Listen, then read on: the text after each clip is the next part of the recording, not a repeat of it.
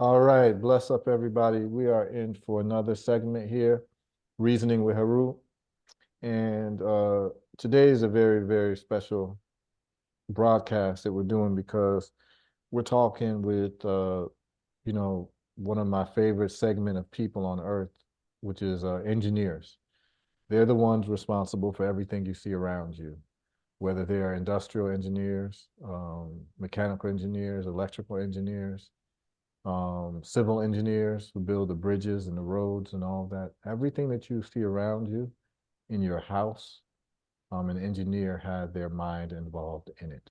Everything that you see, unless, even nature, in terms of how engineers will build dams and engineers will do irrigation and a lot of things that you see around you, even in nature, are due to the inputs of engineers. Um, So that being said, these are the people who I probably respect the most on earth, engineers. And if I was to go to school again, I would probably go to school for some type of engineering, because that's what I like to do myself. I'm self-taught in many different ways, but it's good to talk to somebody who's been trained and someone who also thinks outside of the box and is creating his own lane through engineering. And so today, I'm honored and I'm pleased to be interviewing, to me, um, a multi-genius, somebody who I love speaking with and someone who I always learn from. So we're here. I call him the powerful Ken Echols, because the brother is very unassuming and very humble. We're gonna try to get Ken out of his shell today and let him talk his ish, man, because he really, really deserves the opportunity to talk the things because he's putting in a lot of work, doing a lot of fantastic things and amazing things. And if you've got children, this is something you want to tune into. As Marcus Garvey said, for us to get out of the situation that we're in, or any people, when they find themselves in a bad situation, you're going to have to create amongst your people a cadre of scientists par excellence. And so we have someone with us that fits that category, and that's my brother. He will be your brother too after this interview. That is the powerful Ken Echols. Ken, big up the people and let's get into your story, man. Greetings, Heru. Thank you, and to everyone else that's watching. Thank you so much. Yeah, man. I know you don't like introductions of grandeur and all of that, man, but you've earned it. You know what I'm saying? And No you doubt. you've known me long enough that I do not big up people unless they deserve being bigged up, you know? No So doubt. you're one of the brothers who definitely deserves it through your body of work and the stuff that you've got in the pipeline. So let's just get started, man. Ken Echols, where were you born, man? I'm originally from. I was born in Austin, Texas, so I'm Texas born and bred, brother. Okay, Uh, Texas. I spent I spent a lot of my time growing up there. Uh, Half of my family is in Texas, and the other half is in California, in the Bay Area. So I Okay. spent a lot of time in between Texas and California, uh, at least up until high school. That was kind of my track there. Okay. Um, well, before we even get into your backstory, just so people know like who you are, let's talk about what you do now. Like what Okay. was your educational background? What are you doing? What business you got? And then we'll go backwards. All right. Understood. So, just to kind of tell people who and what I am, I'm an educator, I'm an engineer, I'm an inventor, I'm an entrepreneur. I've spent about, which I just stepped away from it traditionally, about 13 years cumulatively teaching mathematics. And on the back end, where I actually started teaching some business and some STEM, of course. I've always been around STEM and STEM related as well. I hold a degree in electrical engineering with a minor in mathematics, which I received from Prairie View A&M University. You can see the emblem on my polo, which is a historically black college university right outside of Houston. It is one of the oldest, or it is the oldest HBCU established in the state of Texas. Very big for putting out engineers, Black engineers, and that was just so happened to be one of the places that I developed, that I matriculated. I'm big into renewable energy. I love this new movement of self-sustainability, being able to provide for yourself, because as far as the diaspora goes, we have always been consumers. Well, right now, we are consumers and not producers, and we need to change that, and we need to get back to becoming producers. So renewable energies and other initiatives that we work on will help us to get back towards that. We'll be talking about water harvesting and capturing and filtration and cleansing and all those type of things like that, which is something we'll get into a little bit later. In a nutshell, that's what my push is. If you notice in the background, I have a lot of passion for gadgets, things that move, and just designing and building and creating. That has been who I have been since I've been little, since I've been growing up. I love to create. Ultimately, that kind of what I am made of, and I use what I create to solve problems. So, okay. So let's get into, like, what was your interest in math? How did you get interested in math? Because you know, I went to college. I went to university to be a math major. A lot of people don't know that.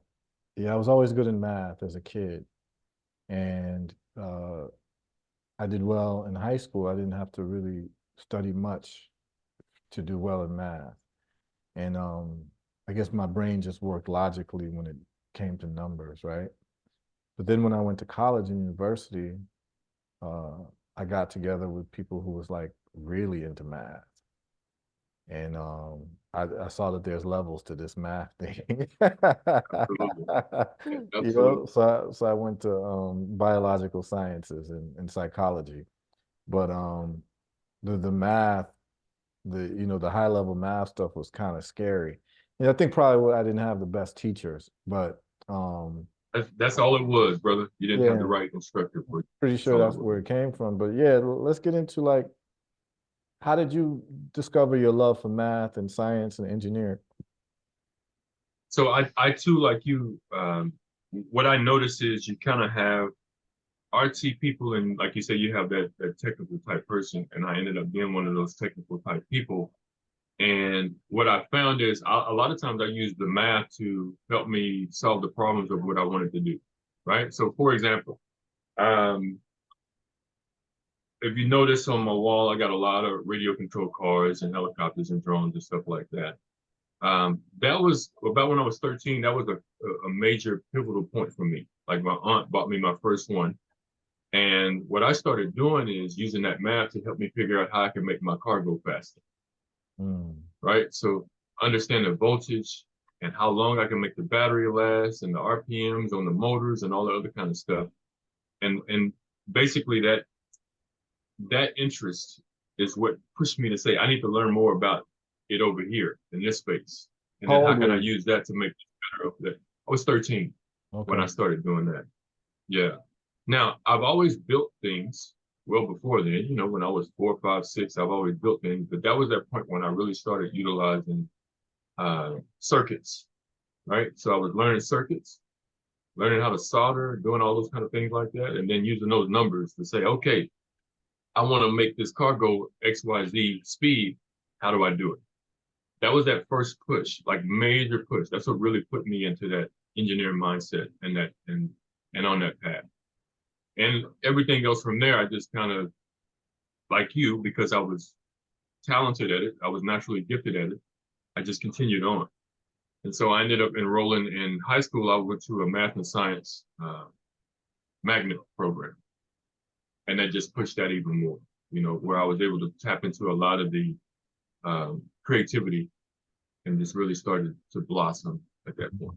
So before you were 13, were you into the sciences and math, or was it the remote control car that triggered that for you?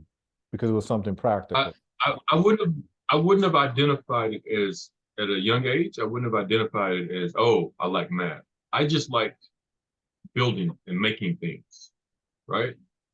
And it just came, it rolled along with it. It was associated with it. You know what I'm saying? And so it wasn't until I was 13 before I started realizing, oh, it's the math that's allowing me to understand how to do these things better. You Right, know, right. so So what happened was that the math came as an appendage or a necessary part of you being able to build things. So then, therefore, you got into math.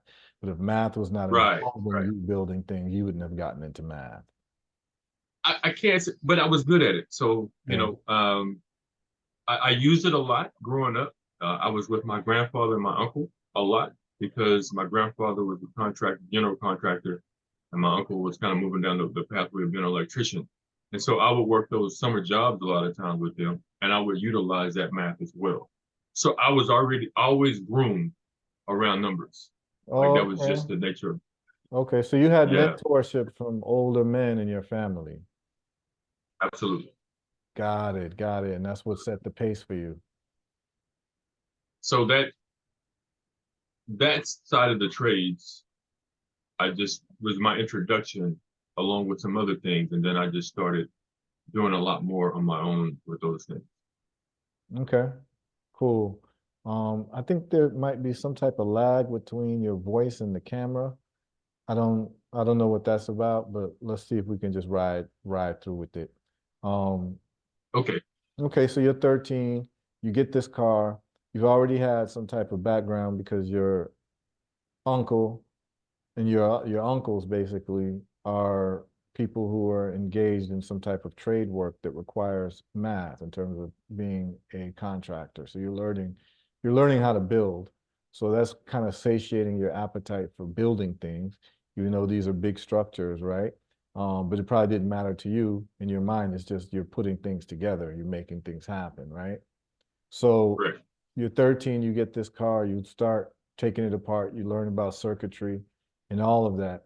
At that time, like, so around what year is this? Because I want to know what type of resources did you have? Like, where did you have to go to the library to get books to read up on stuff? Or you get what I'm saying? Oh man, okay. So now you're dating me here. All right. So by the time I was 13, I'm gonna say that was the late 80s, Okay. right? So we're talking about the late 80s. So there's nothing but libraries out. But interesting enough, the resources I used was old good old just testing it, just failures. You know, failure was a major. It's always been a major teacher for me. So I didn't even really have access or understand the access of going to a library to say, hey, let me look up about circuits. I just started, like, I might ask my uncle or my grandfather about some things that they knew to give me some basics. But I just started trying things, man. It was all trial and error. I tried Mhm. some things and have a basic understanding of, okay, I know connecting a motor to batteries will do this and blah, blah, blah, blah. Or even when I'm talking about the RC car, even talking to some of the guys inside of the hobby shop, right? So I can go to the hobby shop and, hey, how do I make this faster? What you got to do? You need this. Well, how do I get this? Or what does it do? And so on and so forth. And so a lot of that was just from probing. Those are the resources that I had, just talking to people that may have already had some Oh, experience in those areas. so you tapped into your human resources. Correct. But I did not utilize anything outside of that. I didn't go to the library. Of course, the internet wasn't anything like that, like we have now, like the library of information we have now. So a lot of it was trial and error. Got it. So you were successful with your car at 13. What does this then lead you to? And when is your aha moment where you say, man, this is what I want to do with my life? This type of stuff. That one car uh, grew an obsession. So it was an off-road buggy that I was driving on the street. And I realized I needed something that was suited for the street. So then I started working and making a little money so I can buy me a street RC car, right? And that grew and grew and grew. and grew. Obviously, you can see what it has grown into. That was my aha moment. Like when I got that car, I'll tell you what it was. I broke apart on it.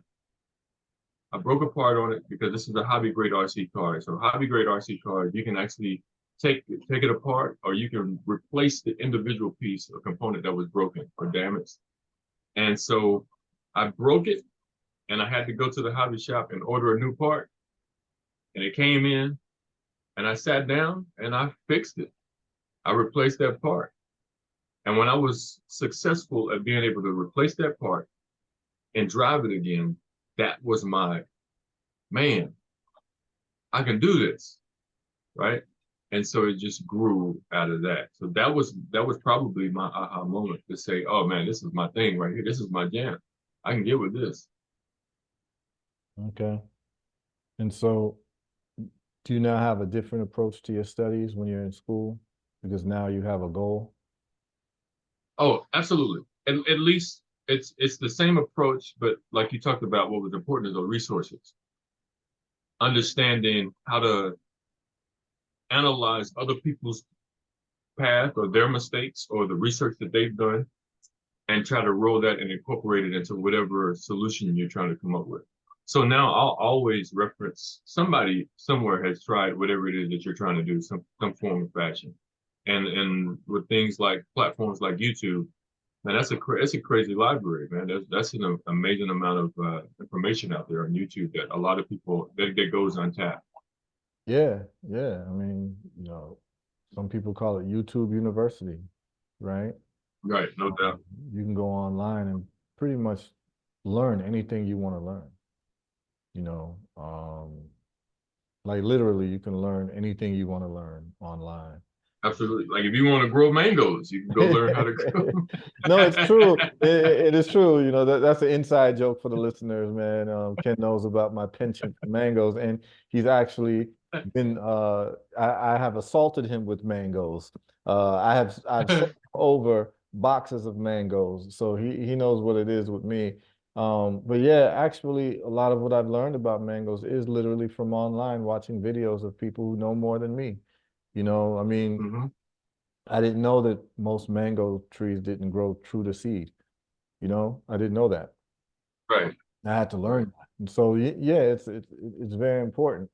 So now Ken Echols is 80,000 times more dangerous because Ken Echols in the 80s could only really rely on the people around him for any type of guidance. But now you've got the access to the world's library and the world's minds to tap into for resources to see how other people are doing things and how you can do it better. Because it seems to me you have the theoretical understandings and the underpinnings of what you're doing, but you're more hands-on than anything in terms of your learning process. That's what it seems to me. Absolutely. Right. Mm-hmm. Absolutely. So when you go to school now and you're in high school, you're saying to yourself, you want to be an engineer? Did you know that that was the vocation? No, actually, I initially was going to do architecture. Okay. Uh, uh, Combining the design aspect. So just a little bit more about my past. I'm an artist. I'm a former artist. So I grew up drawing, right? Okay. And I grew up painting. And so combining that drawing and painting with the building process of what I saw and what I was exposed to with my uncle and my grandfather, once you combine those, so what's comes of that? Well, architecture for me was what came of that. And so that was my initial path that I set out. And I actually enrolled in being in Austin, I enrolled in some programs that the University of Texas, UT Longhorns, offered for high school students. And I actually participated in a lot of those programming to actually start getting some formal training in architecture. But as I continued to get better with the RC stuff, I realized I like that a whole lot more than I like architecture. Okay. So you like things that move. I like Stand still, making huh? things move, man. Yeah. It was cool to look at something that just sits there, but it was more empowering to make something move, to make something function. Mm-hmm. And so that was the bigger influence on me. And so that's what kind of pushed me because then I was trying to be greedy. I was trying to merge, and I was like, what if I do architectural engineering? And I was like, you know what? Let me go over to the dark side and just go full-fledged engineering, man.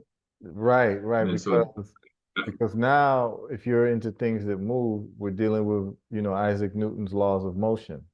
And we get into physics now, where mathematics now, and everything else. yes, mathematics starts now collapsing into physics, which is basically math with word problems. So, Yeah, and calculating what's going on in the physical world. right, Basically, it's basically right. exactly. And that's actually what stopped me in my endeavors towards like math hierarchy prowess was physics. So my problem was, and I revisited later in life, where I started going over my old physics, like high school books and college textbooks. And I would advise that for people, anyone watching and listening. Um, a great mind exercise just to work your mind is just get some textbooks, like some math textbooks from like, I don't know, like calculus, physics, any of those types of like kind of hard, Trigonometry is major. yeah, A lot of people hard skip science. trigonometry. Just go through the book and just start working on problems just for fun. And I started doing that. And what I found out was the reason why I didn't do well in physics in university was not because I wasn't doing well, is because it was never explained to me properly. And you had nothing to relate to. You had nothing to see the value of. Most of us ask, why? Why am I doing this? So if I can explain to you, Heru, this is why you need to study motion. This is why you need to understand thermodynamics. This is why it will help you. And once I can break that down to you, then you have a different perspective of, oh, okay, well, all right, I'll take my wall down now. I'll listen to what it is that you have to say about it. Right. So you know what was really interesting, Ken? Here's what I found out, what was missing in my understanding high level math and physics. What I was very good at in math was I was good at equations. So once I had an equation in front of me, I could solve it for X or Y or whatever it is that we were solving for. I was very good at like high level algebra. I understood all of the concepts, the rules, and all that. Like once I have formulaic rules, I can follow it and get to the answer, right? The problem was when we got to high level math, which is a lot of word problems, and physics, which is like a lot of word problems, like if a plane takes off at this angle, at this speed, and this and that. You get what I mean? Like, what is the, I didn't know how to translate the words into equations. Right.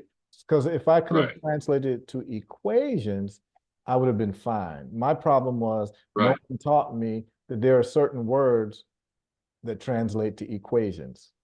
Other words, like the word by or of. So by, when it says by, you're doing division. It says of, you're doing mathematics. Like those little word clues never was pointed out to me so that I could write my equations right. So I always would get confused in the language, the word language, but I was never confused in the numerical language.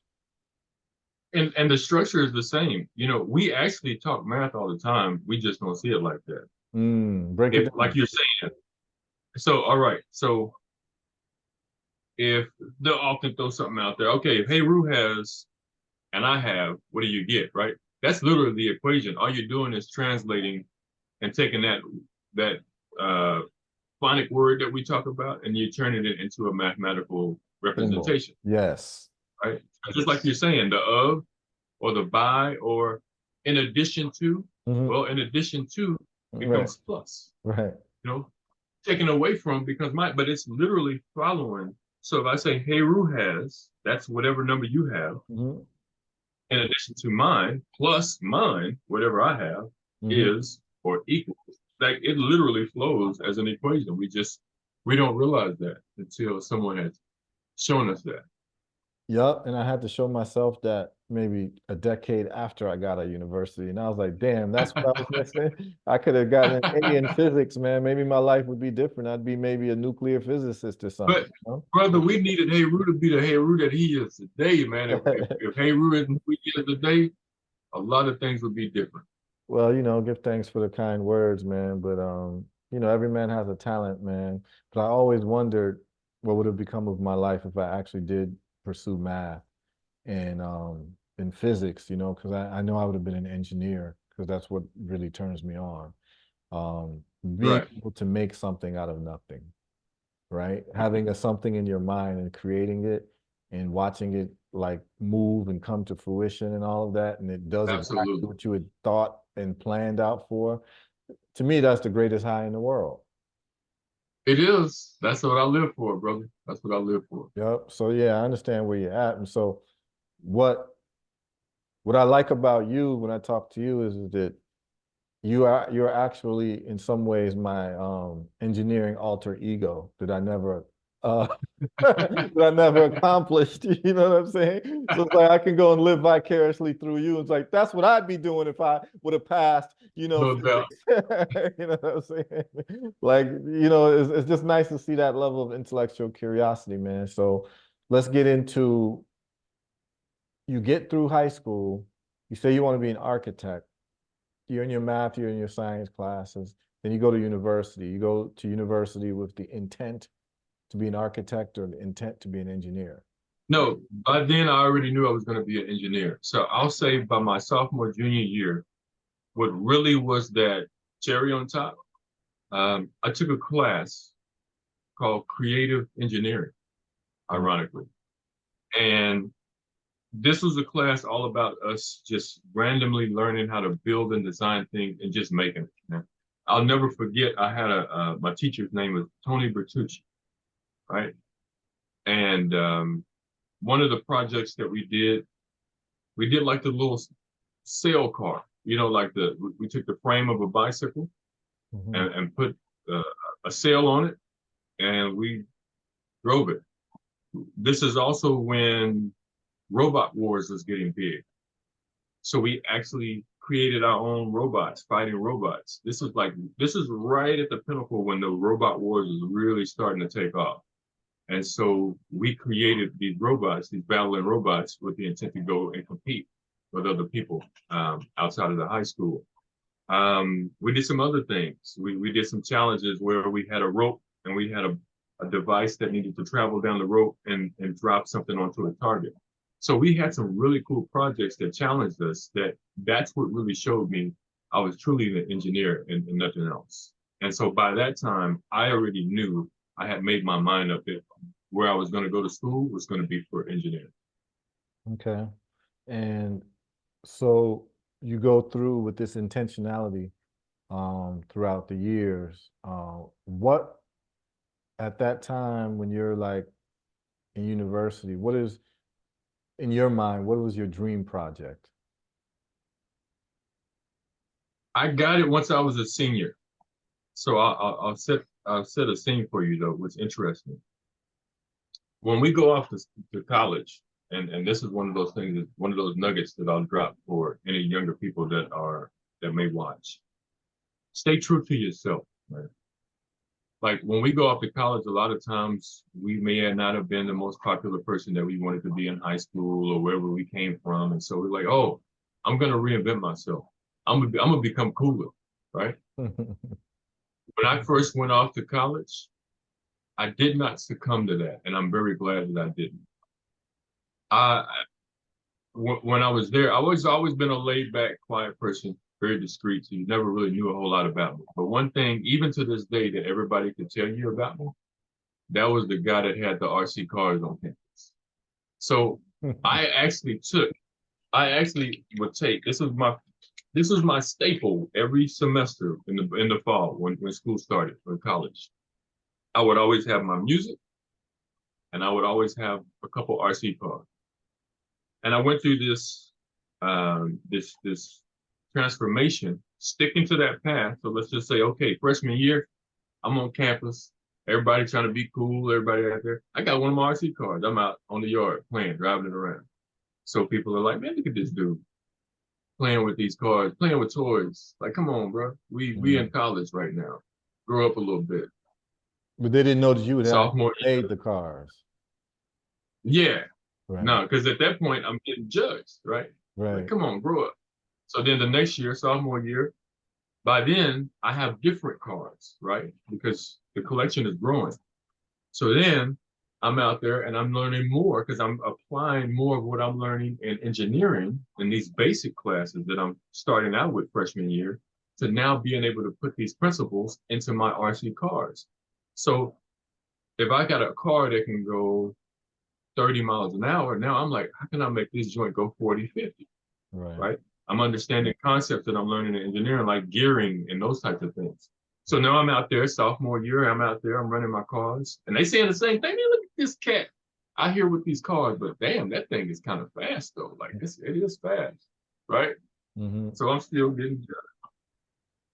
I say about my second semester of my sophomore year, going into my junior year, was really when I started getting really good. Like I had some cars that can go about 50 or 60 Heru by now, right? Because of the work What that I was. size are these? By the way, for the people, RC just means remote control.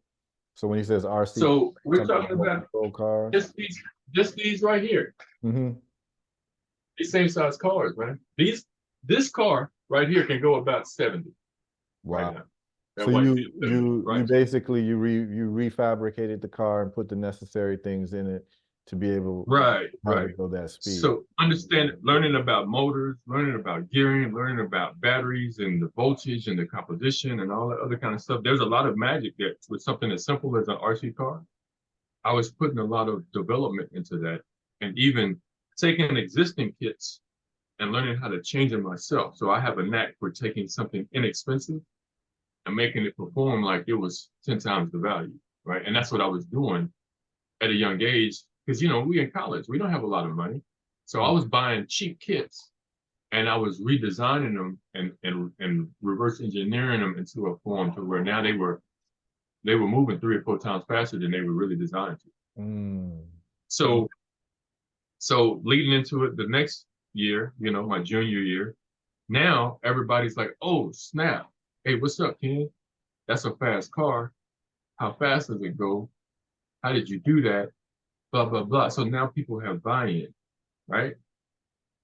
And it continues. So leading into your question that you asked, my senior year, so I'm electrical with a big background in mechanical, right? You have other disciplines like you laid out, chemical, civil, right? And so for our senior year, we have a class called senior design. And what happens is, this is when they try to simulate corporate America and they mix all the engineering disciplines together. They mix us all up, all the seniors that are preparing to graduate, and they say, okay, we're gonna form some groups and we're gonna assign you guys projects. So they set the groups. We got our groups together. We all know each other for the most part. We got our assignments. So my group, we're sitting around chilling and they give us an assignment. Well, what's our assignment? They want us to work on the solar car for the school. That's like it for me. I'm like, yo, what? Because I've been into that type of stuff by now. I get to work on the solar car. Like I get to work on the solar car for the school. Bet. Now you think, okay, it gets better because you're like, how can it get better? Well, our advisor was like, okay, guys, this is what we're going to do.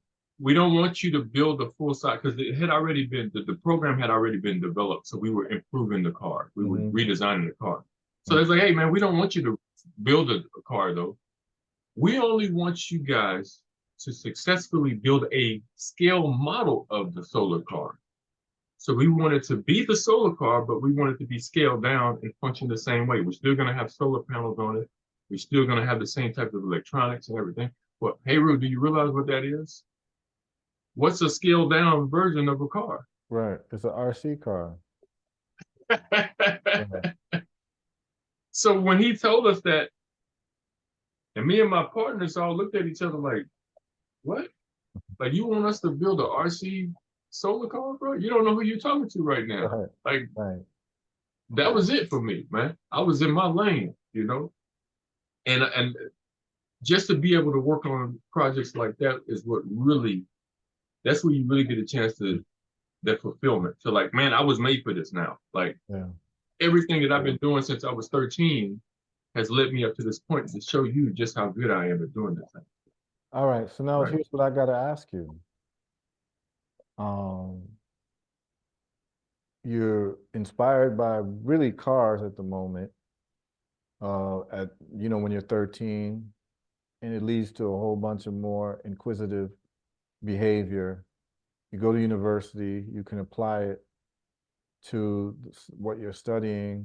You're out in the yard with it. You're innovating. Why didn't you get into automotive engineering? And what made you choose electrical engineering over all the other engineering fields? So the only thing that I was really enjoying I about the know people ain't asked you cars. these questions. That's why you're taking time. It's No, like, yeah, yeah. damn. I've had a few people ask. Other engineers will ask me why I'm not mechanical Okay. instead of electrical. I've always enjoyed the flow of electricity and manipulating that, right? So when I was younger, when I would tell you that I would build things, when we play with GI Joes, right? And you see the big forts that they have, Mm-hmm. well, they were expensive, and it was my mother and I, right? Single family home, a single parent home. So my mom couldn't afford that. So it's all good. I'm not tripping. I got GI Joes. I'm gonna build my own fort, right? So I'm gonna get me a couple boxes, build my own fort. I'm gonna put lights. I'm gonna make elevators. Mm. I'm gonna make screens. I'm gonna do all kind of stuff with batteries and wires. So I was already manipulating batteries and wires and all those other type of things like that. You know what I'm saying? So me choosing electrical was just aligned with what I had already done for so long. It just so happened I was an anomaly because I was also good at the mechanical side as well. Because most people, most engineers are just one thing and one thing only theoretically. Number one, most engineers are just by the book designers, right? Techs are the people that have hands-on skills or hands-on experience. So a real engineer will only design it and hand it off to the tech or the team that's supposed to build it. I was the guy that would actually do both. Not only both, I understood the electrical principles and the mechanical principles, right? It just so happens I enjoyed the electrical principles more than I enjoyed the mechanicals. Mm. So I didn't really enjoy the gears of the cars. I enjoyed the motors and the batteries of the cars. See what I'm saying? I enjoyed the power from the electricity which drove the cars. Right. It just so happened I had to get better at the gearing to make all of that work well together. Got it. Got it. And I know we'll talk about the whole EV revolution and your thoughts about that, because that's basically what you've been doing. I Absolutely. I would hazard a For guess that. that you I Absolutely. would hazard a guess that you know more about electric vehicles than you might know about internal combustion vehicles just by I absolutely, that is the background that you truth. have. That is, Yeah. yeah. So, you decide you're going to do electrical engineering because you like playing with wires, you like the electricity flow, you like Ohm's law, you like them type of things, right? So, All those types of things. Yeah. yeah, yeah, you're all up into Ohm's law, all of that. So, um, you then decide, okay, I'm going to use it for my hobbies. When does it, so now you get your dream opportunity at the school to basically make a scaled down version of a solar vehicle, right? Which is, Right. and for those who don't know, as far as like electric vehicle goes, the reason why you want to do electric vehicles are many reasons, but you want a different energy input. You're hoping it can be clean energy into a car. So you're discarding internal combustion engines because you're seeing that fossil fuels are harmful. So you're looking at alternatives, and that brings you to electric vehicles. Well, the holy grail of an electric vehicle is to be able to power it by renewable energy.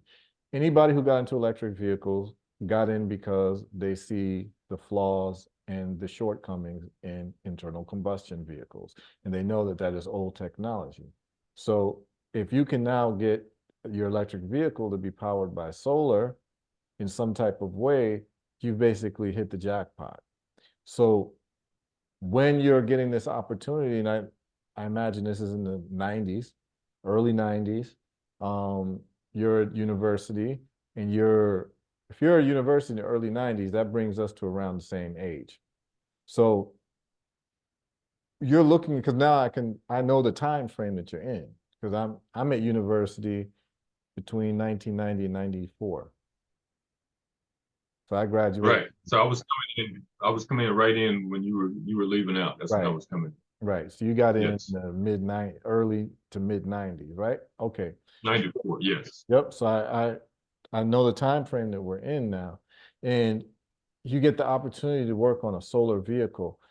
Some of you all don't understand, and we can call it geeking out and nerding out right now, but that's a hell of an exciting opportunity, man. When you said it, I was so excited for you, man. I was like, damn, Yeah, in the yeah, 90s, you got to work on a solar yeah, brother. car, solar Yeah, electric car. yeah. That's incredible. I still have all the designs, the preliminary designs from the real one and everything else from when we worked on that project right now. Yeah, that's incredible, man. It's so incredible now that I actually became an investor in a company called Aptera. I think you're familiar with Aptera. Hmm. They have the solar I vehicles and do. all of that. Yeah, so I invested in them early. You will, yeah, like a teardrop. Matter of fact, Aptera adapts a lot of the principles from the first solar car with that teardrop shape, and they actually have the solar panels embedded into the body panels like we used to do Hmm. with those solar rays to compete. Absolutely. I mean, it takes it to a different level, and they've got it so that, the problem with solar and cars has been the surface area, right? You need to be able to, Right, and this is right. for the listeners, by the way. This is just for the listeners. Um, the problem with solar and cars is that you don't have enough solar panels or enough energy generated from the solar panels because the car square footage of the car, material of the car is so small. And the only way that you would able to use solar for a car constructively is really, there's only two options.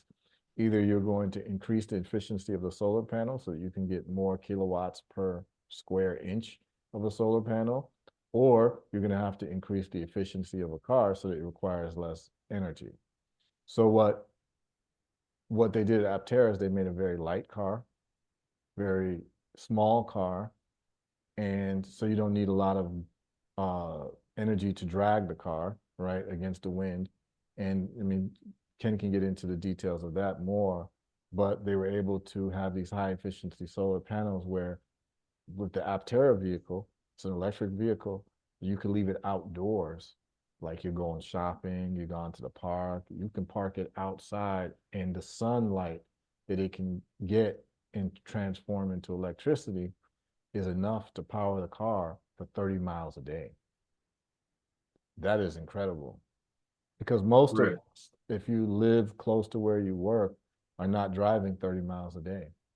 It's only if you're driving The far. average the average commute is no more than 70 to 75 miles per day. The average American commute. Right. So imagine now, like, you're able to have a car and you never have to plug it in and you never have to buy gasoline. You just leave it out in the sun and it'll take you definitely around the neighborhood in perpetuity. You know what I'm saying? Like, you're just driving it Absolutely. around, you're charging it because you've got regenerative braking, and then you've got the sun on a sunny day parked outside, just loading up the battery. So, yeah, that's exciting, man. So you get to work on a solar vehicle, man. And what was that experience like? It was awesome just to be able to. So now we're talking about when you asked before the resources that we have, right? So resources are different now, man. By this point, because by this point I have professors on tap. I have previous engineers that came through the system on tap.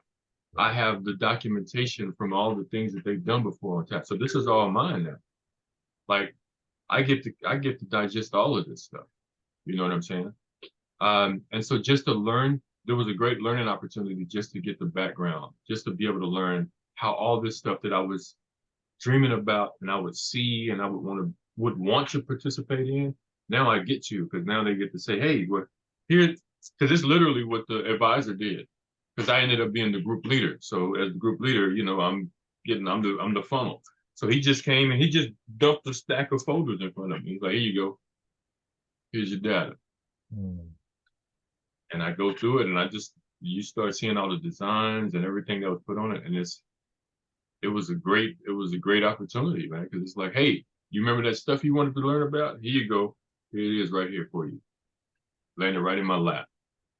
And so that was just the beginning. That was my introduction to renewable energy. Mm.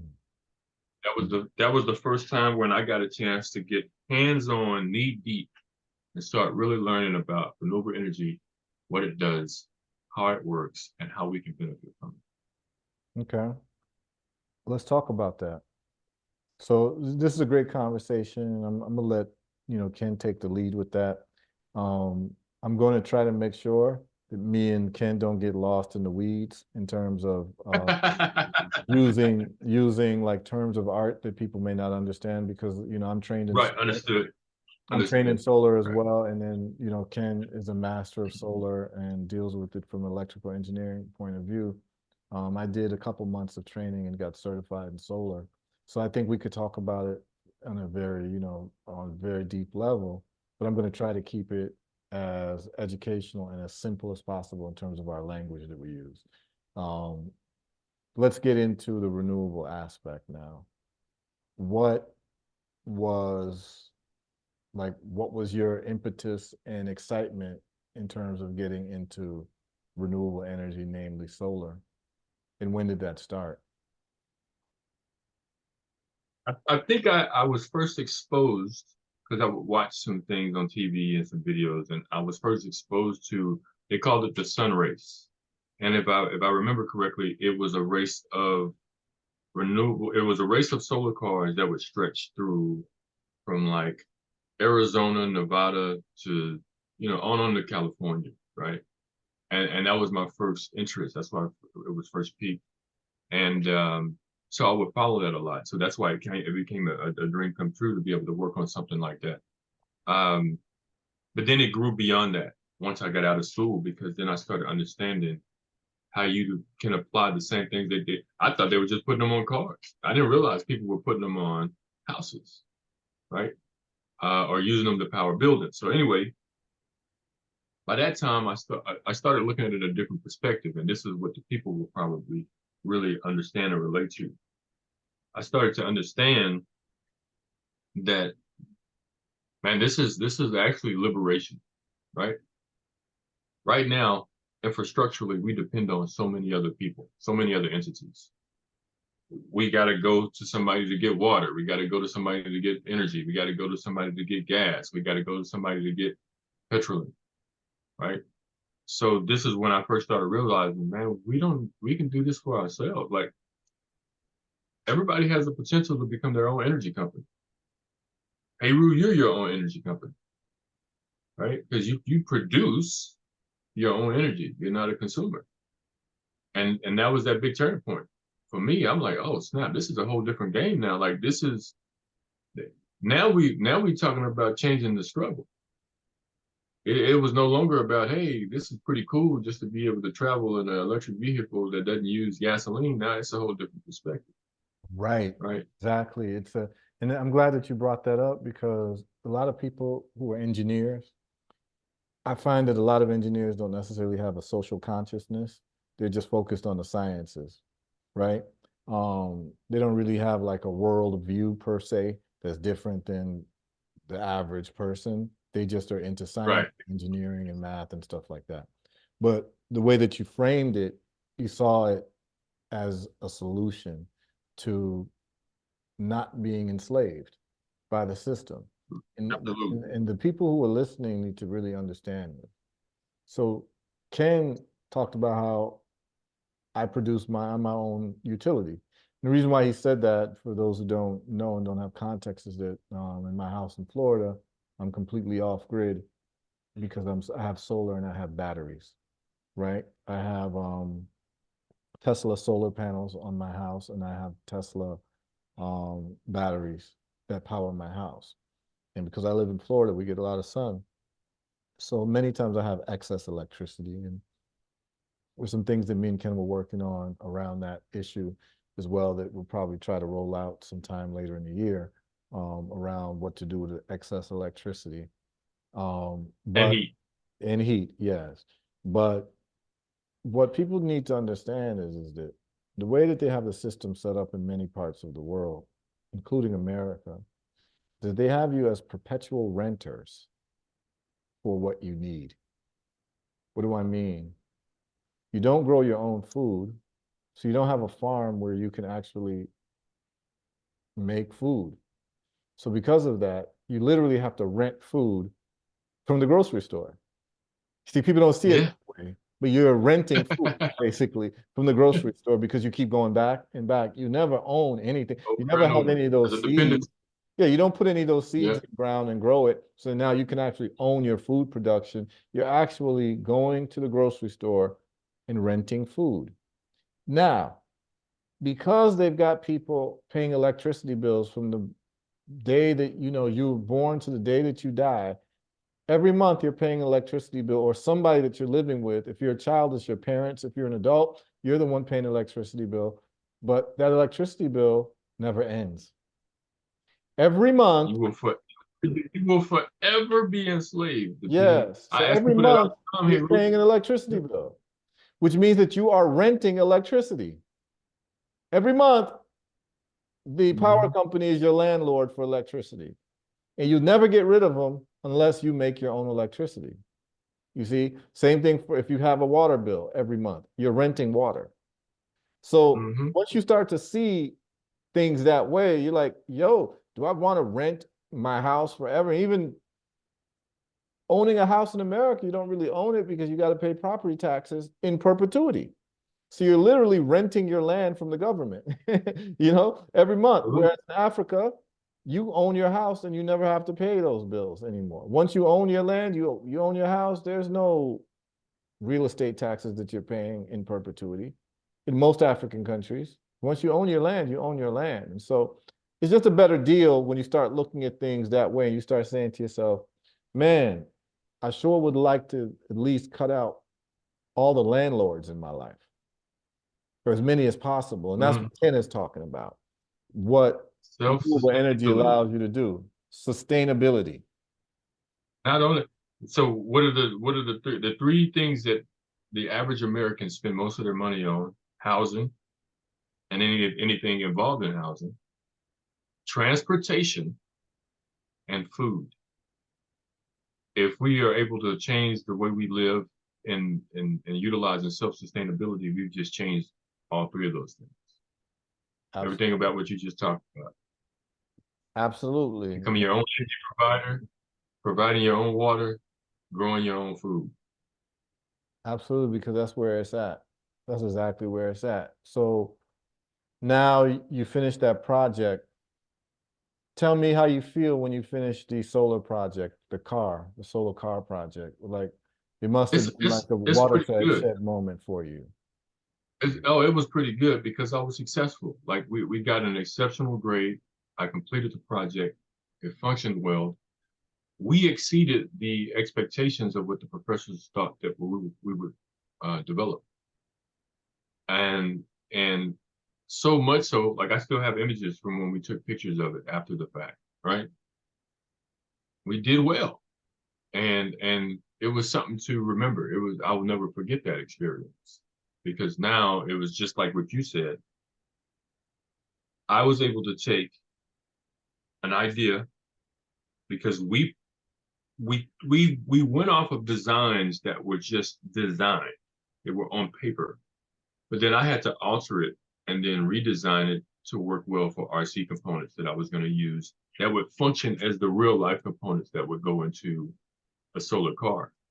So I was able to take an idea, put it on paper, and build it by my with my own hands Mhm. and create it, and it worked. And for your professors, the guys that are holding your life in their hands with that grade, to say, "Oh wow, y'all really did that." Yeah, we did. That was just one of those, just another one of those opportunities to flex a little bit, you know? Yeah. Yeah, To say man. that, yeah. Yeah, but those are important victories at the beginning of your journey. You know what I mean? Like, Absolutely. and it's a transition, right? Because you're ending your academic career at the university Correct. and you want to Correct. leave And with I'm a about win. to transition into the real world. I'm Yeah. going to the real world now. Yep. And you want to leave with a win. And so you left with a win. And so then where does that bring you in terms of the real world that you've got this experience under your belt?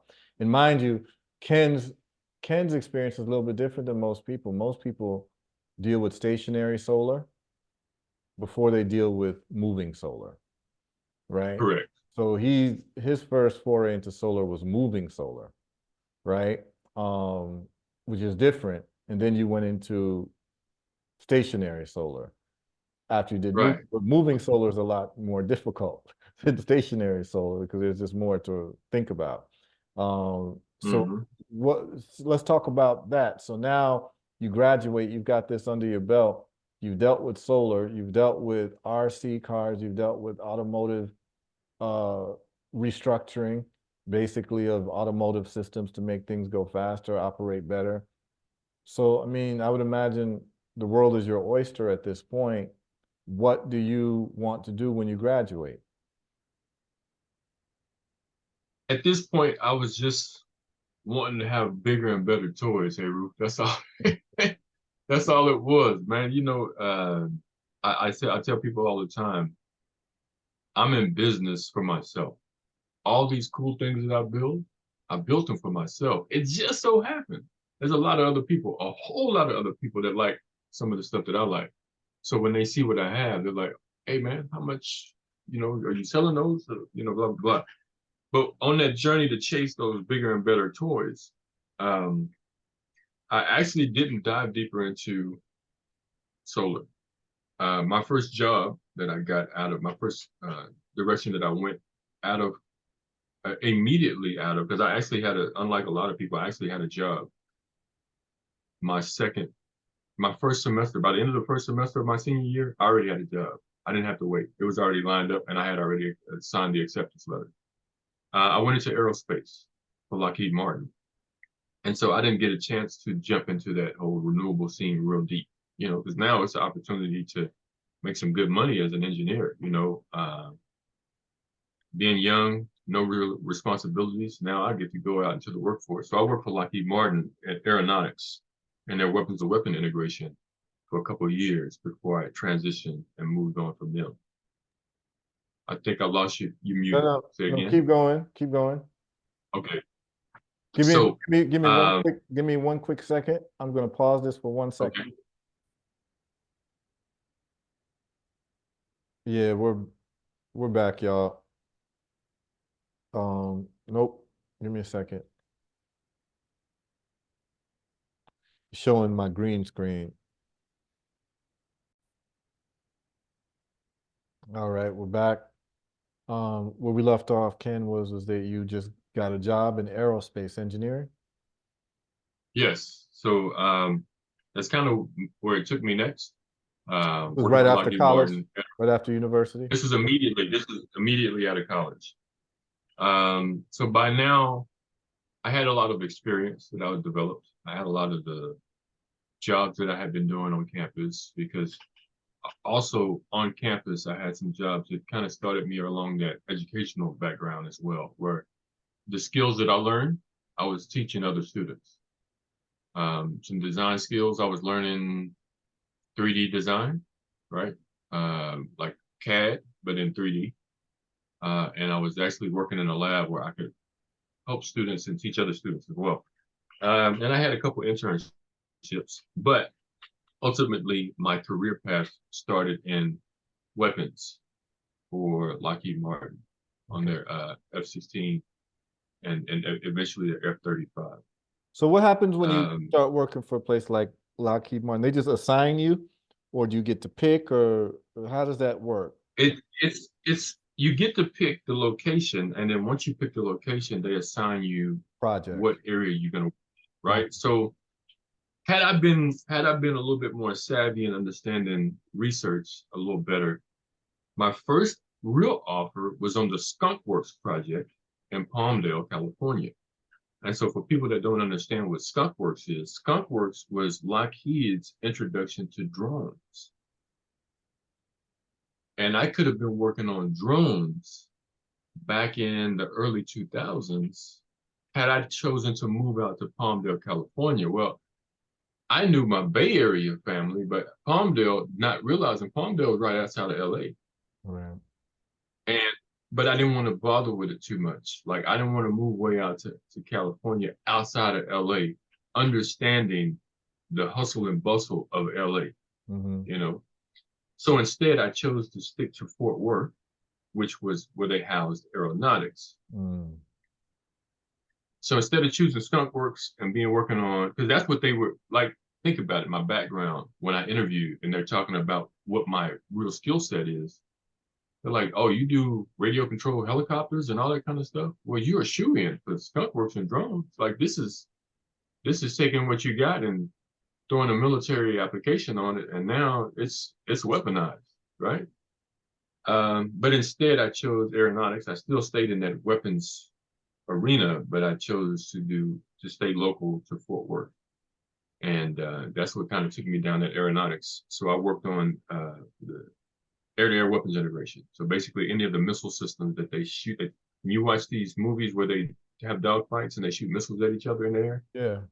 those are the systems that I worked on. Okay. The Those computer are like, systems, the yeah, like the heat-seeking missiles and that type of stuff. Yeah. yeah, all that kind of stuff like that. Yeah, Okay. So I'm sure that was a hell of an education. it was interesting. As far as skill sets, I already had all the skill sets. So basically, what happens? These missiles have software packages on them. They have operating systems, just like you run on your computer. So we got Windows, Windows 7, Windows 8, Windows 10, Windows 11. They have the same growth in their weapon systems. So I will support for certain air forces when they would run tests. If they got errors or they didn't, or something wasn't going right, I Mm. was the guy they would call to say, "Hey, man, we getting an error on bus line, blah blah blah blah. What's happening? What is it supposed to do?" I would be the guy that they would call, and I would be like, "Hey, this is what's supposed to happen." Blah blah blah blah blah blah blah blah. Right. Um, what was the educational part, Heru, was now cultural. This is when I started to understand better. Well, I already knew some of these things coming from Austin and having been exposed to racial profiling, discrimination, and all those things. So now this was my first experience to deal with those types of things firsthand. It's one thing to have to hear about it. Now I get to live through it. And ultimately, when you're a young, Black, educated man, you're going into a whole different world now. Because now I'm stepping into a world of old white money, old good old white boy, or white, what do they call it, the good old boy system, Mm-hmm. right? This is what I was battling every day.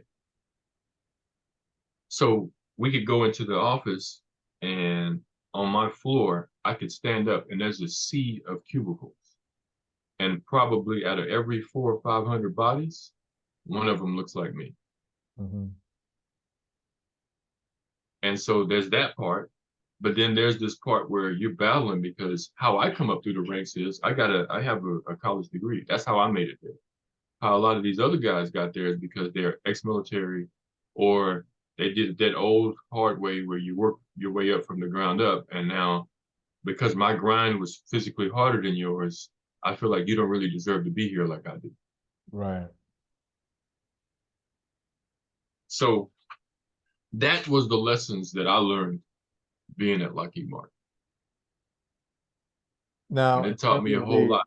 yeah, now in terms of the aeronautic sciences though, because you weren't doing aeronautic sciences before, I mean, that must have been fascinating to get into that type of realm of thinking and like like It mind. was pretty cool, but really, so I'll tell you something about electrical engineering, and this is probably something for a lot of people.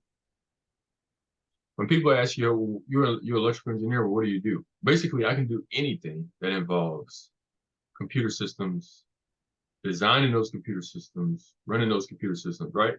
So an electrical engineer technically can, like, I can do I can do the bones of a building. Like, let's just say you got a smart building, I can design the bones of that, right? All the way to the design of the computer systems inside of a Tesla, of a car, of an electrical vehicle, right? All the way to software, right? So really, an electrical engineer can fit into that aerospace because I'm not practicing the aerospace side of it. I'm still practicing the engineering Electrical. side, which Right. is the computer system, which is what Got I it. started to learn a lot of. Yeah. Okay, got it, got it. So also, let's just get a little bit more clarity about electrical engineering. Um, when you're talking about the electrical engineering, you also seem to be like collapsing that into like computer engineering as well. So All of that. So engineering, electrical engineering is the big old umbrella. Computer engineering now becomes a subsection of electrical engineering. got it. So it's not all electrical engineers that can do computer engineering. It's a specialty within electrical engineering. Correct. Got it. Correct. That's what a lot of those systems start becoming now. So aerospace, that's a specific specialty of something like mechanical engineering. Right. You know what I'm saying? So you got the big old generic umbrella, and then you got those specific areas, those niche areas that you start learning within it. But Got it. electrical engineering can cover all kind of stuff. It can talk about hardware or software. And so what is your niche area as you would define it in terms of electrical engineering? I'm a mixed, I'm that hybrid. I'm that unicorn that is not supposed to exist normally. Okay. Because if you're an electrical engineer, Talk your talk, hey, man. Talk your talk, man. hey, I'm just saying, if you're an electrical engineer, man, all you're supposed to learn or know is how to design electrical systems. Bro, you ain't supposed to be able to come over here and now you messing with hydraulic pumps or actuators and all the other type. You're not supposed to be able to do that. And then not only that, then you go build it yourself as well. Come on, bro. Like, how you do that? You're making us all look bad. So that's actually how I was able to stand out beyond the average engineer. Even when I was in college, I knew how to solder and weld. How many engineers you know how to solder and weld? Yeah, not They many. don't do that. These cats sit in a cubicle, and the heaviest thing that they push is a mouse. Right. You know what I'm saying?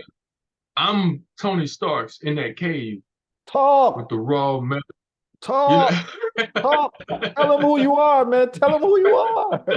I love I'm it. Tony Stark's in that cave.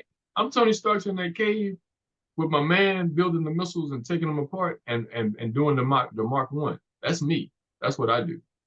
You know what I'm saying? Um, and that's the difference in what I've been able to develop over the years and Mhm. understanding taking those tools and I simply take tools. I love tools, man. I love being able to build my own tools and taking those tools to build other tools Right, or other products. You right. know, What he's explaining to y'all is the difference between applied science and theoretical science, right? That's what he's talking about. absolutely, And the theoretical science is important because you can have big breakthroughs, right? But it's the applied science that keeps the world running, right? It's the theoretical science that can create a new world, but it's the applied science that keeps the world running. So he's just letting you know he does both. He deals with it from the theoretical point of view and the practical point of view, but it seems as if the practical point of view is where that's really his wheelhouse because that's how he started. That absolutely, he wasn't just a pencil pusher doing equations. That's how I started. I was a pencil pusher, absolutely. equations. Oh yeah. Yeah, that's how I See, started. and this is what I tell people, man, all the time. People look down on these trades, but these trades are the backbone of it all. Yeah, it increases understanding. Plumbing, electricians, plumbers, carpenters. Like I respect those. I respect those Yeah, people that do those jobs. That I envy those people that do those jobs because they are the true, like they are building this place. yeah, I can talk But I can talk about what I've designed all day long, sitting in the safety of my home, but these are the people that's actually putting it together. Exactly. Exactly. I mean, there's a difference between an architect and a contractor. You know, Right. it's just that type of thing. And some of us like to get our hands dirty. We like to touch and feel what it is that we're thinking about. So, um, I appreciate that a lot. It's just my path was a little No bit doubt. different. My path was a little bit different, but what I found in life was that the hands-on aspect is actually what gives you most of the revelations. When you're That working is the biggest hands-on. teacher. Yeah, that's Yeah. the biggest That's teacher. your best teacher. That experience is your best teacher. Okay, so now you're in the aeronautics field applying your electrical engineering prowess, and then what happens after you there for a couple of years? I'm there for a couple of years, and because of that cultural difference, it comes to a head, and we basically get a divorce.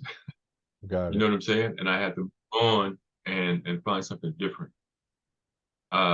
In the meanwhile, this is where I actually started getting into software development at this point because I had a lot more time on my hands. I was doing a little bit more freelance work, so I started doing some the web development, websites, front end and back end. So basically, learning how to design websites, like with Photoshop and um, all those programs that do the layout, the Hmm. visual layout, the graphic layout, as well as being able to write the code to make it function, right?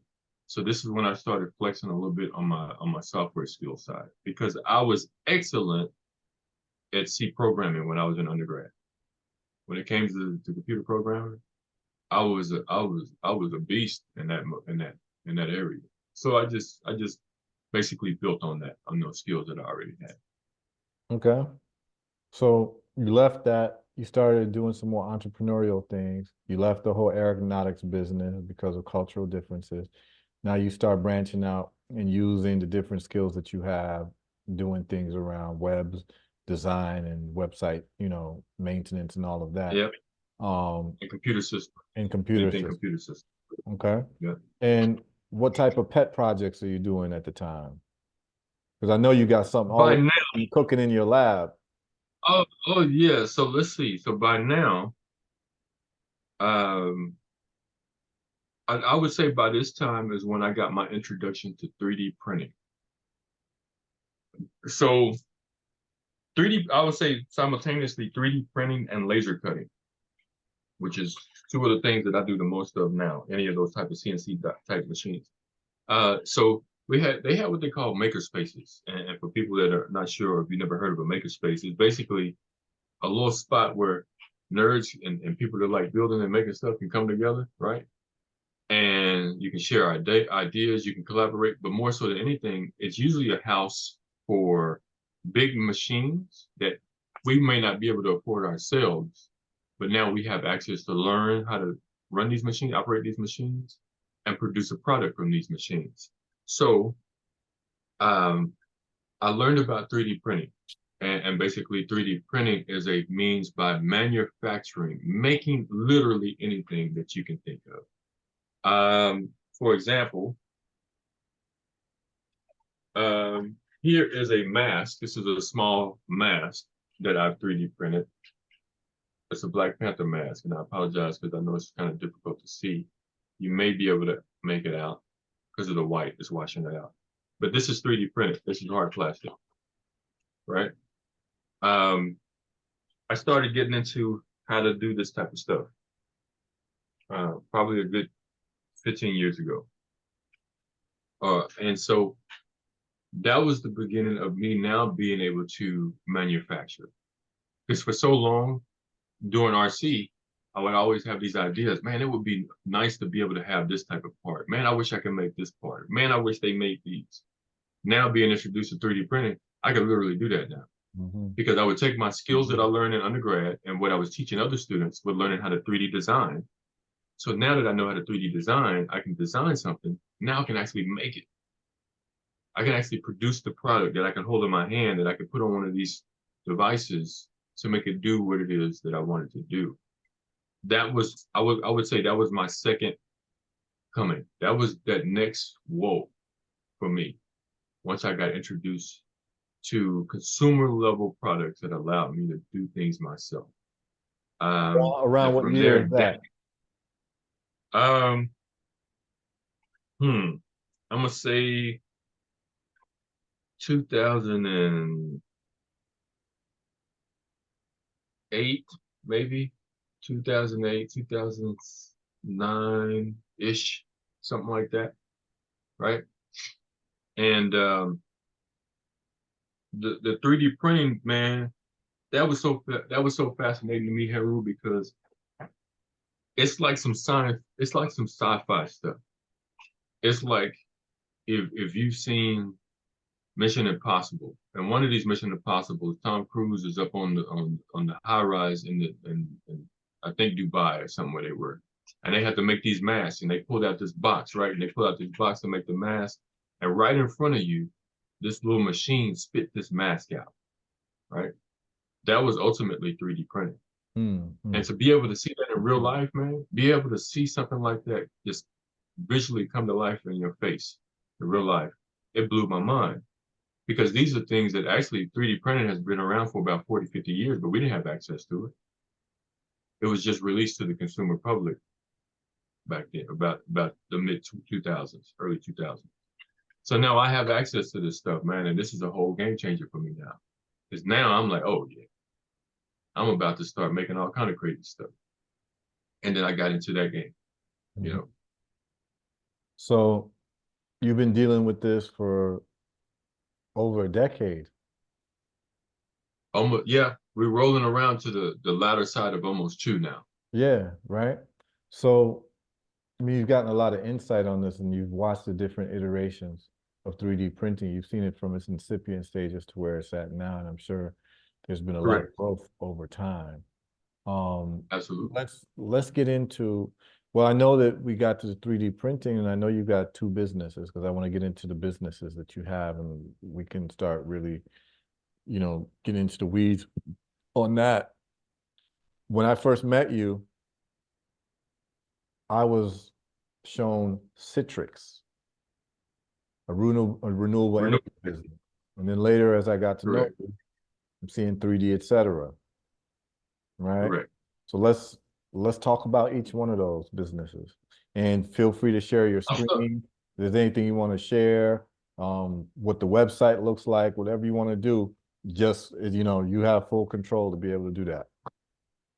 We'll just okay. So just briefly, Citrix Renewables is an initiative that a couple of gentlemen and I started just to be able to start showing people, putting products out there for renewable energy based products. Nothing flamboyant, just simple stuff that people can use. Because remember what I tell you all the time now is self-sustainability. That's what I'm always pushing. Being able to do something for yourself, being able to operate on or off the grid, right? To kind of just with that whole lifestyle that you created for yourself, man, to be able to produce for yourself. And so Citrix Renewables is what was born from that. It actually was really pushed out of our love of going to Costa Rica. So some gentlemen and I that go to Costa Rica, we actually incorporated Citrix in Costa Rica first. So we're legally able to do business there, selling solar, selling products that a lot of these indigenous people that are there, a lot of them on that Caribbean side of Costa Rica, they don't have lights, man. That blew my mind to be able to see that people living without lights. And so we wanted to make a difference and kind of bring some change there. And that's what Citrix is about. 3D, Etcetera, I would say is what I put most of my energy into. And 3D, Etcetera is, in a nutshell, manufacturing, utilizing all kind of tools, mainly 3D printing and 3D design, right? We got a lot of tools there. So taking this consumer level stuff that you can do, all right, I'll show you. Matter of fact, so taking consumer level stuff. So this is a 3D print of a house, right? Taking a 3D print of a house like this on a desktop size, and now understanding how to scale that up into a real building that we can live in. That's the goals that we push in 3D Etcetera. And bringing those skill sets to places that, number one, have never seen that type of stuff before, and number two, that make the most impact, like on the continent, right? Where manufacturing is just kind of moving at a snail's pace. So to bring Africa into that industrial revolution that it deserves, to be able to show people, hey, we don't have to, because the problem is we rely on too many other people to make those things happen for ourselves.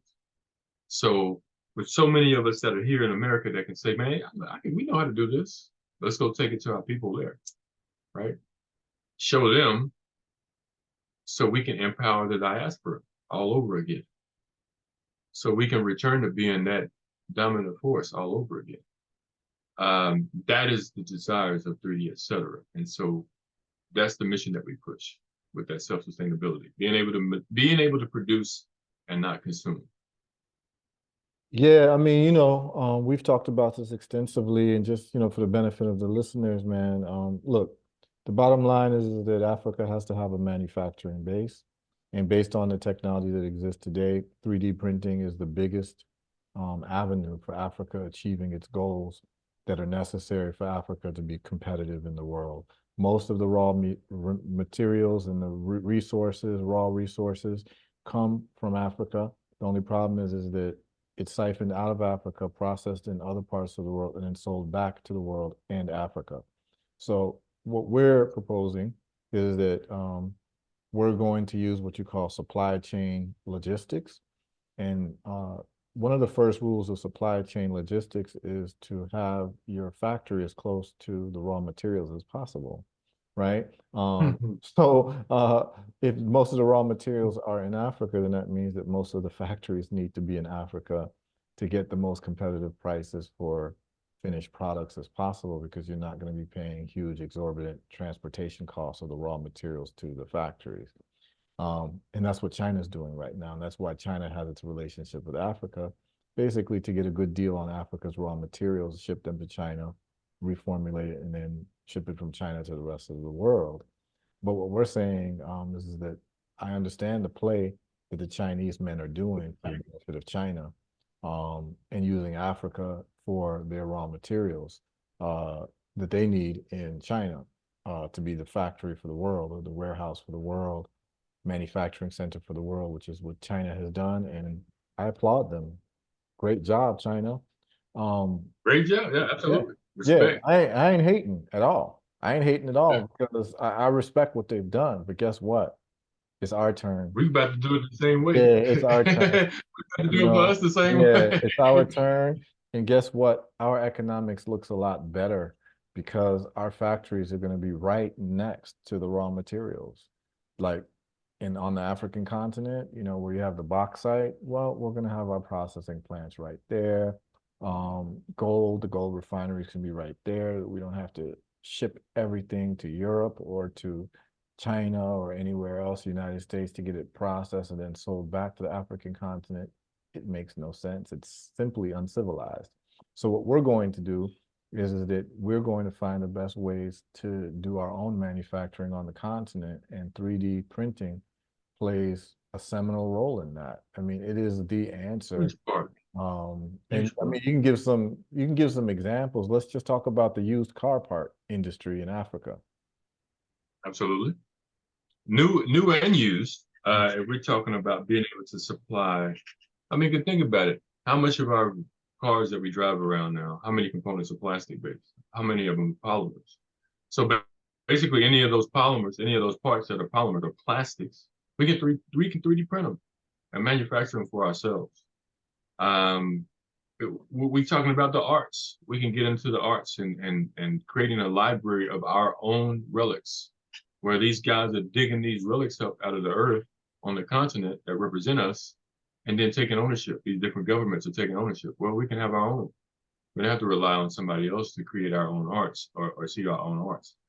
When we're Wait, talking about humanities, break that down, because a lot of people don't understand the fullness of what you're saying. Talk about okay, things like in Egypt and like the stuff with Tony Brown okay, you're okay. talking with him So about. Please break that down. for example, all right. So for example, we have excavations that are going on in Luxor, Egypt, and it is the process that once you dig up a relic out of some tomb or the pyramid or whatever you're in, the local government will take ownership of that relic, right? My thing is, before they get ownership of that relic, why not create digital replications of these, all right? So we have devices that are capable of scanning or taking a digital picture of anything in real life and recreating it digitally for us to store later, that we can now turn around and use a 3D printer to 3D print. I can give you an example. Hey, Heru, can you cut to the 3D printer?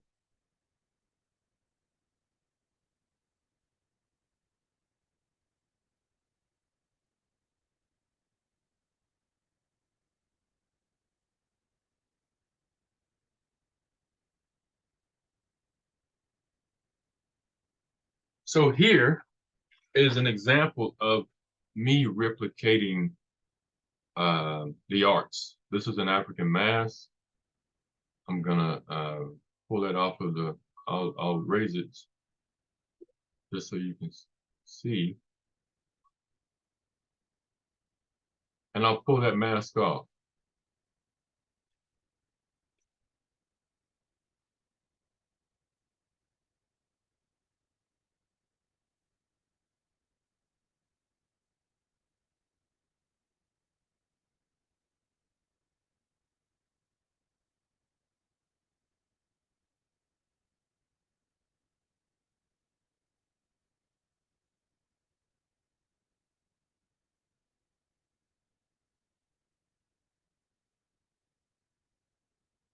All right, Heru, you can take it off.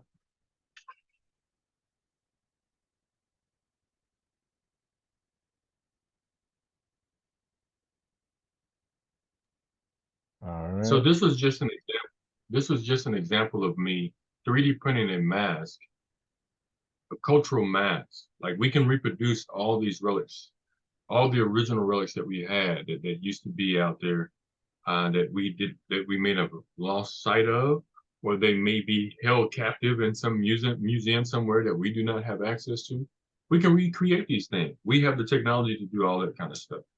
So imagine how much more exposure we can do of our own products, of our own culture, utilizing technology. All this stuff is available to us right now. Right. So, I mean, that's very important in terms of these relics and at least being able to have the design of them so that they aren't lost forever in the clutches of people who don't care, right? Um, about any, African relics or what have you. We're able to actually catalog all of our ancient artwork through 3D printing, which is like, that's a game changer.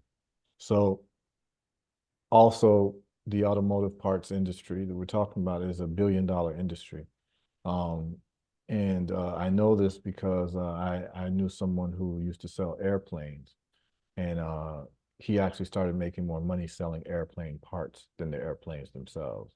So I know that the parts business is a big business, and a lot of times, so I've had uncles in Ghana ask me to send them parts from the United States and send it by DHL, which costs like, a couple $100, man. And if those parts were able to be made because you'd have the specs on the parts in Ghana, he wouldn't have had to pay a couple $100 for a DHL fee, right? I mean, And you can get it the change next day everything. or so. Yeah, we change Yeah. everything by having those types of facilities all over Africa that we control. So, this is a huge game changer. And those people watching this who are interested in being involved in some capacity in this, contact Ken. His information will be in the description below of this video. And, if you're interested in investing in what Ken is doing, I think it would be a very solid investment to get involved in. So let's talk about some Let's of the let's let's add some more value real quick on this 3D printing Yeah. front. We're talking about the humanitarian side of things. That's I exactly, that know, was the I know. segue I was about to go into. Okay, okay, absolutely. I'll let you continue, Heru. Go ahead. No, go ahead. No, go. I'm saying you perfect, So, perfect timing. so a lot of us, I'll say, I will gamble to say everybody has come across or knows someone who is an amputee, right? From whatever the reasoning is, if they are a veteran or if they were on the continent through civil wars and they've experienced those type of things. One of the things that most recently that I reproduced is a prosthetic hand, right? So this is all 3D printed, right? Prosthetic hand. So imagine now, for anyone that knows how expensive prosthetics are, they start in the tens of thousands, and that is not reachable for everybody. Insurance doesn't always pay for it. We have the means to manufacture prosthetic hands that actually articulate and function, right? So this is a simple one where when you flex it, it actually grasps. It can actually hold things, right? So I'll just show it from this side. This is just it flexing. And you can see it functions like a regular hand. This was made right here in my house, in my office, right? So imagine what we can do when we have the power of larger scaled up production and what we can do to change those people that have been thinking about that in our lives, right? To bring some normality back to people's lives who have been stricken by whatever it is to be stricken for. Once again, this technology gives us the opportunity to do so.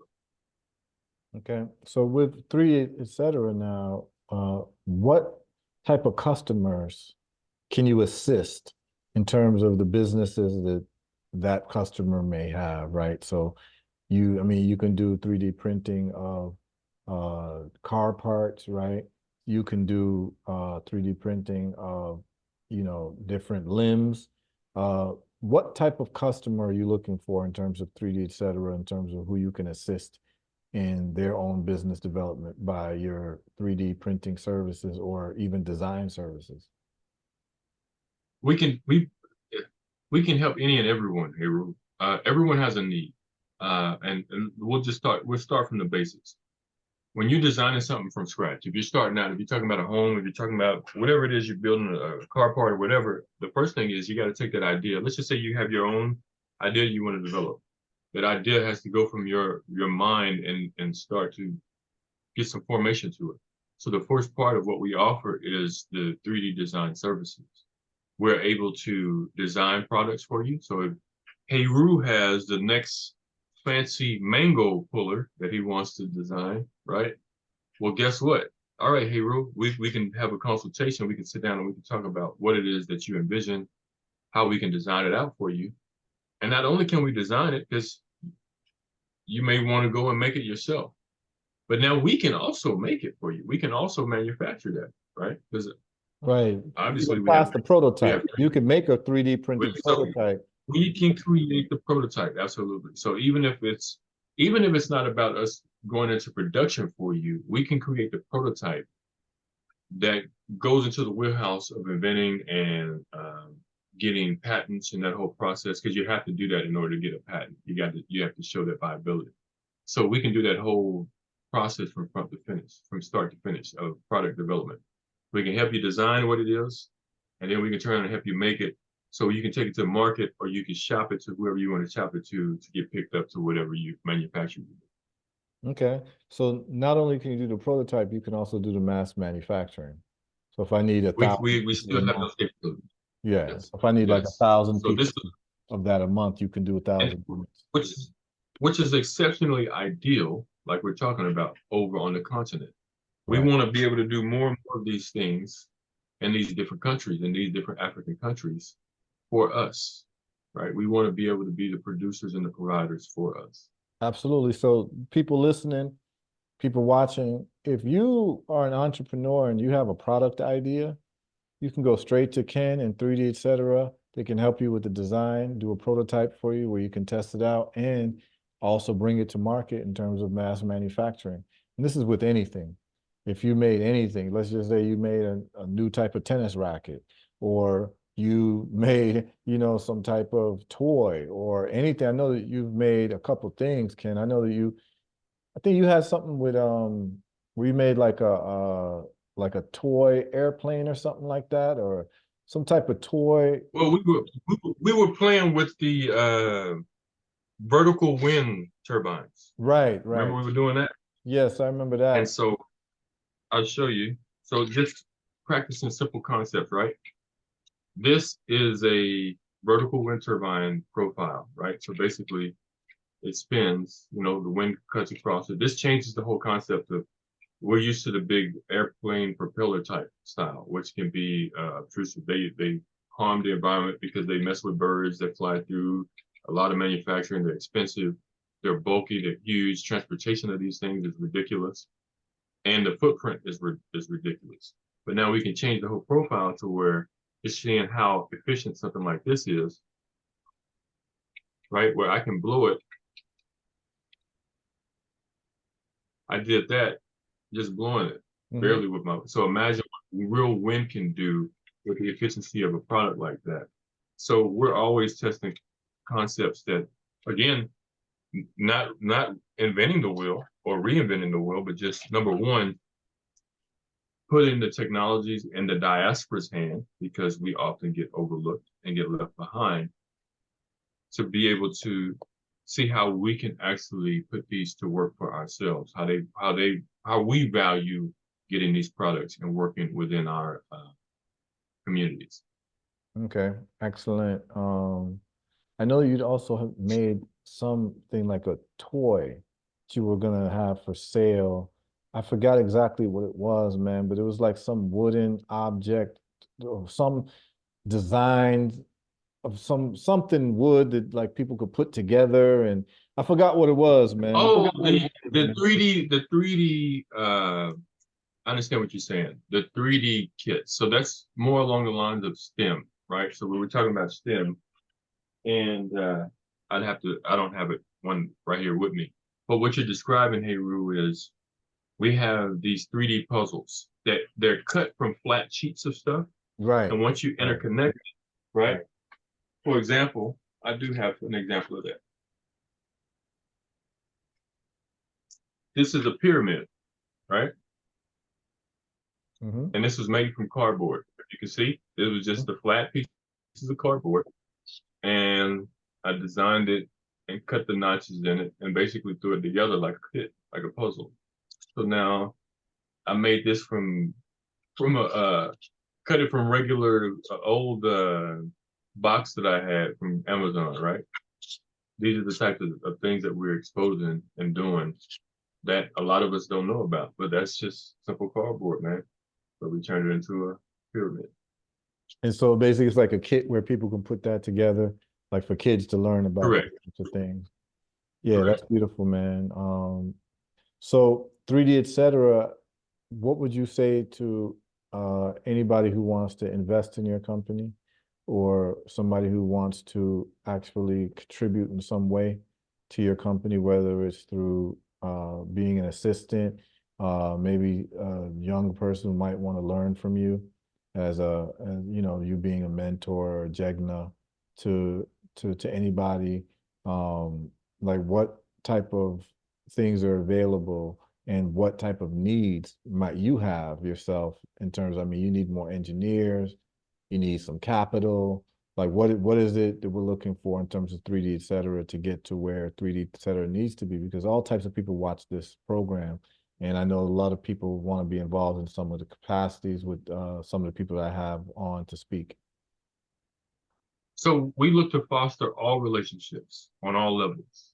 First, you know, we want to give back. We want to educate more of the diaspora about these technologies, because when you look at the numbers and the research that I've done, STEM is the biggest industry right now. That's where all the money is, right? Everybody just want to get into some technical role. But the problem is, of all the money that's being made from STEM related industry, only 8% of it is represented by the diaspora. Only 8% of us Mm. work in STEM. And that's a problem. And it's simply a problem because we are not exposed to it. We don't know that it exists. We don't know that these things are out here, or we don't know how they work. Like we've seen it on TV, but we've never tested it in real life. We've never been around it. So the first thing we want to start doing is giving back and educating. Putting camps together. Someone wants to hold a camp. Let's just say they have a charter school or a public school. You want to hold a camp? Reach out so we can connect, so we can start seeing how we can educate, right? We want to build partnerships. We want to get investments because we have big dreams. We want to create fabrication shops, right? So we're talking about creating a fabrication shop in Rwanda or Ghana or Sierra Leone or Liberia. It takes pieces of the puzzle. It takes the local government being on board to say, hey, welcome, come build something in our home so you can employ the local people. So you can empower the local people. You can bring some bread and butter into it for the local people. We want to be able to change lives, man. We want to be able to positively affect lives. We want to change people's lives to where we're showing them that old way you used to ain't the way no more. There's a better way. We're going to replicate what some of these other cultures have been doing, and we're going to show you how to do it because we know how to do it. So we need partnerships. We need that finance. We need that capital, whether it's joining on the team, whether it's, hey, we want to put some money in and get some yielding returns out of it. Hey, we would really love to partner with you and maybe look what it looks like to get equity into the company. All those conversations can be had. It's just, we just have the conversation and we see where it goes. Excellent. And you could just state out loud, how can people contact you? They can actually they can contact the 3D Etcetera Gmail. So I'll type it to you in the chat here. Okay. So that's 3D ETC. It's the Etcetera is actually spelled out. Okay, so it's number 3, 3D. Yeah, it's the number 3, and then the letter D, and then Etcetera, ETCETERA @gmail.com. That's how you reach our good brother Ken, and inquire further. And then I'll also give the 3D Etcetera mobile line. Okay. What's that number? And that would be +1 for any international people because he's in the United States. Correct. Correct. That is +1 832 651 8202. And I know you also have, for international callers, you have WhatsApp. So I do. able to reach you through We that. welcome WhatsApp. Absolutely. Okay, good. So that's a good WhatsApp number as well, people, for you to reach him no matter where you are in the world, international. Just link him up through the WhatsApp, and I'll repeat that number again. That's +1. And then anyone in the United States is just 832 651 8202. All right. Now I know you got some other exciting things cooking, man. And I'm ready to go to it now. You got something going on with water. I do. And one last thing I'm going to put up here. Sure. I'll put my personal Instagram that they can reach out as well for people that are on social media. All right, and that's @Mr. MRKOEJ. Okay. And I think that's Ken, middle name starts with an O, E for Echols, and J for Junior. Yeah, that is what that is. Got it. That is Mr. KOEJ at Instagram, right? All social media. Actually, That's all all of his social media. So let's get into the water action. Water. Oh my goodness, man. You want me to share it, or you want to wait? Actually, yeah, you can go ahead. Well, let me introduce it. Okay. Yeah. So some years back, I started. So we're on this self-sustainability. Remember, that's what we're talking about. So what do we have? What's the two most important things that I see? Everybody else may not see it the same way. The two most important things that I see is energy and clean water, because clean water is what's killing us most, right? It's the biggest killer around the world for the diaspora, access to clean water. And we got to do something about that. And so I've been looking at some of the path that other people have been charting and understanding how to do that for ourselves. Sometime back, some years ago, I looked at solid state refrigeration. So what is that? Solid state refrigeration. Anytime you guys hear solid state, it means, for the most part, non-moving, right? Non-moving parts. Typically, HVAC systems have a lot going on with them when you're trying to run your air conditioning, whether it's your home or in your car or whatever. You got the fluids, right? Refrigerant, right? The coolant, which can be environmentally unsafe. You have a lot of noise from the compressors and the evaporators and all this part that does this with these pipes to do that and all that kind of stuff. Well, they actually have devices where they can do cooling with just clean electricity, right? So why do we care about that? Well, what's cool is when we talk about the source of renewable energy, whether it's wind turbines or solar panels, that's you and your own, that's you producing your own fuel. So first off, let me say this. Heru spelled it out. We rent these utilities. When you go and you fill up your car with gas or diesel, you do that every single, whatever your frequency is, every single week, every single month, every single day for some of you. Continuously pour money into these systems. But if you had your own production, if you had your own solar panels that were charging your own electric vehicle, you're producing your own gas. Like once you buy that stuff, it's done. You're not paying extra fees. Like it's done. I don't think people realize how impactful that is. Once you buy solar panels, you have paid for them. It's done. So we look to do this with everything. Energy and the clean water. Well, I started studying solid state refrigeration, Heru, which is basically finding ways to produce cold storage with just electricity. No moving parts, no refrigerant, no cooler, no all the kind of stuff like that. And I came across some studies just recently. So I kind of took a pause and I revisited, because that was some years ago. I came across some studies that some people in the Netherlands were doing. And guess where they were practicing some of these studies, Heru? In our backyard, in the Sahara, right? In the desert, in the African desert. And basically what they were doing with these same components that I was looking at, the solid state refrigeration, they were generating water from these devices, pulling it from the atmosphere, right? So I'm gonna say this again. They had devices they were building that were pulling moisture or water out of the atmosphere. So we sitting in the desert that has no water, but we can have devices that can generate that water for us. That I don't know how much more impactful they can get than that.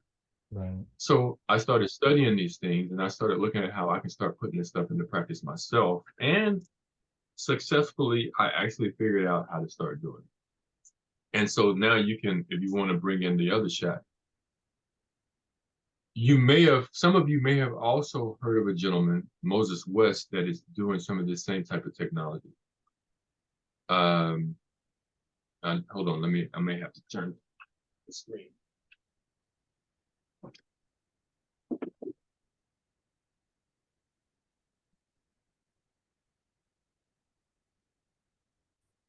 Okay.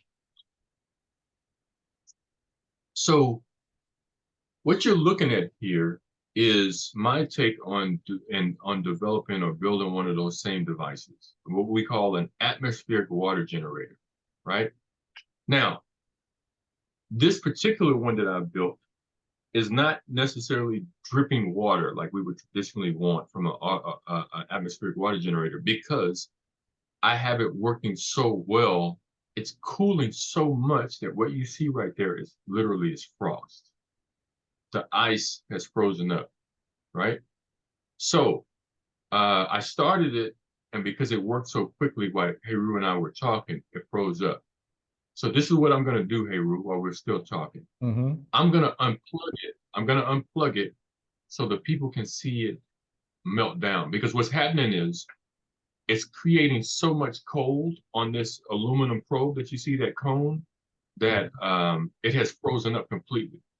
Okay. On a side note, this is all ran off of 12 volts, Heru. This is a little, this is a set of modules that are connected to a heat sink.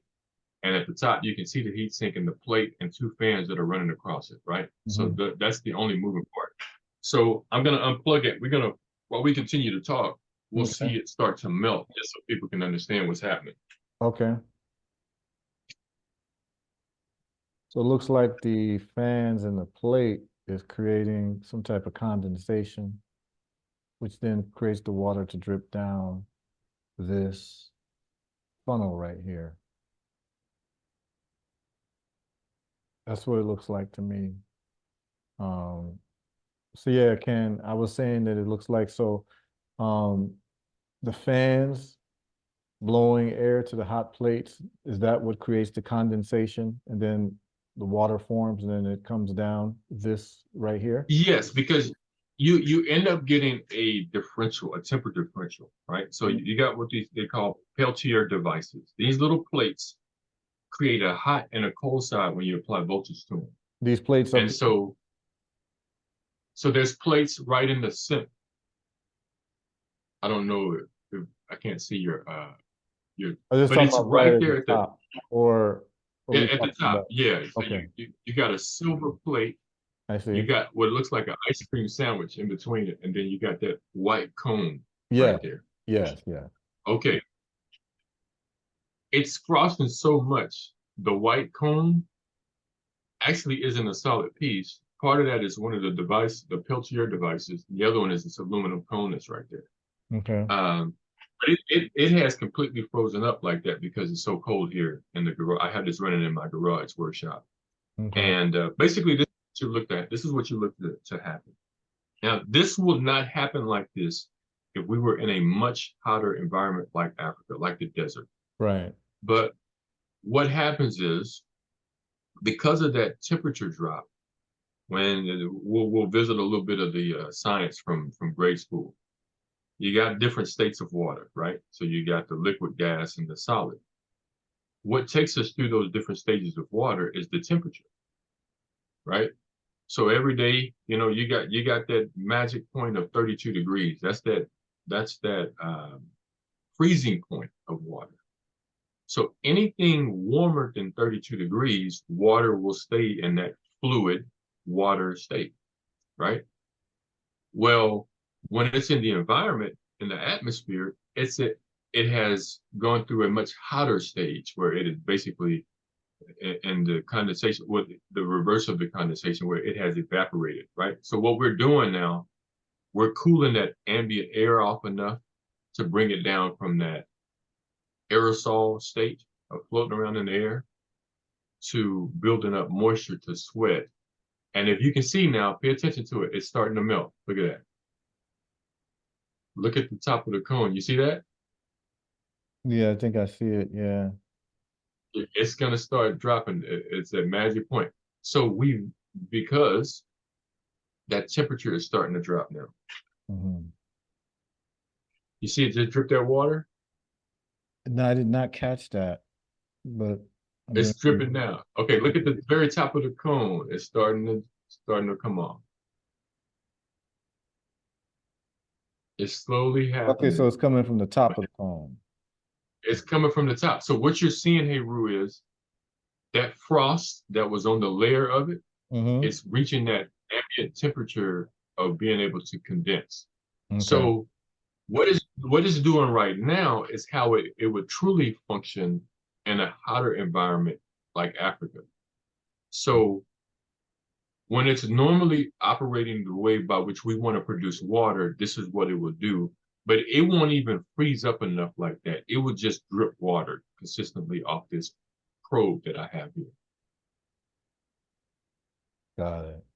But now you should be able to see it melting right before your eyes.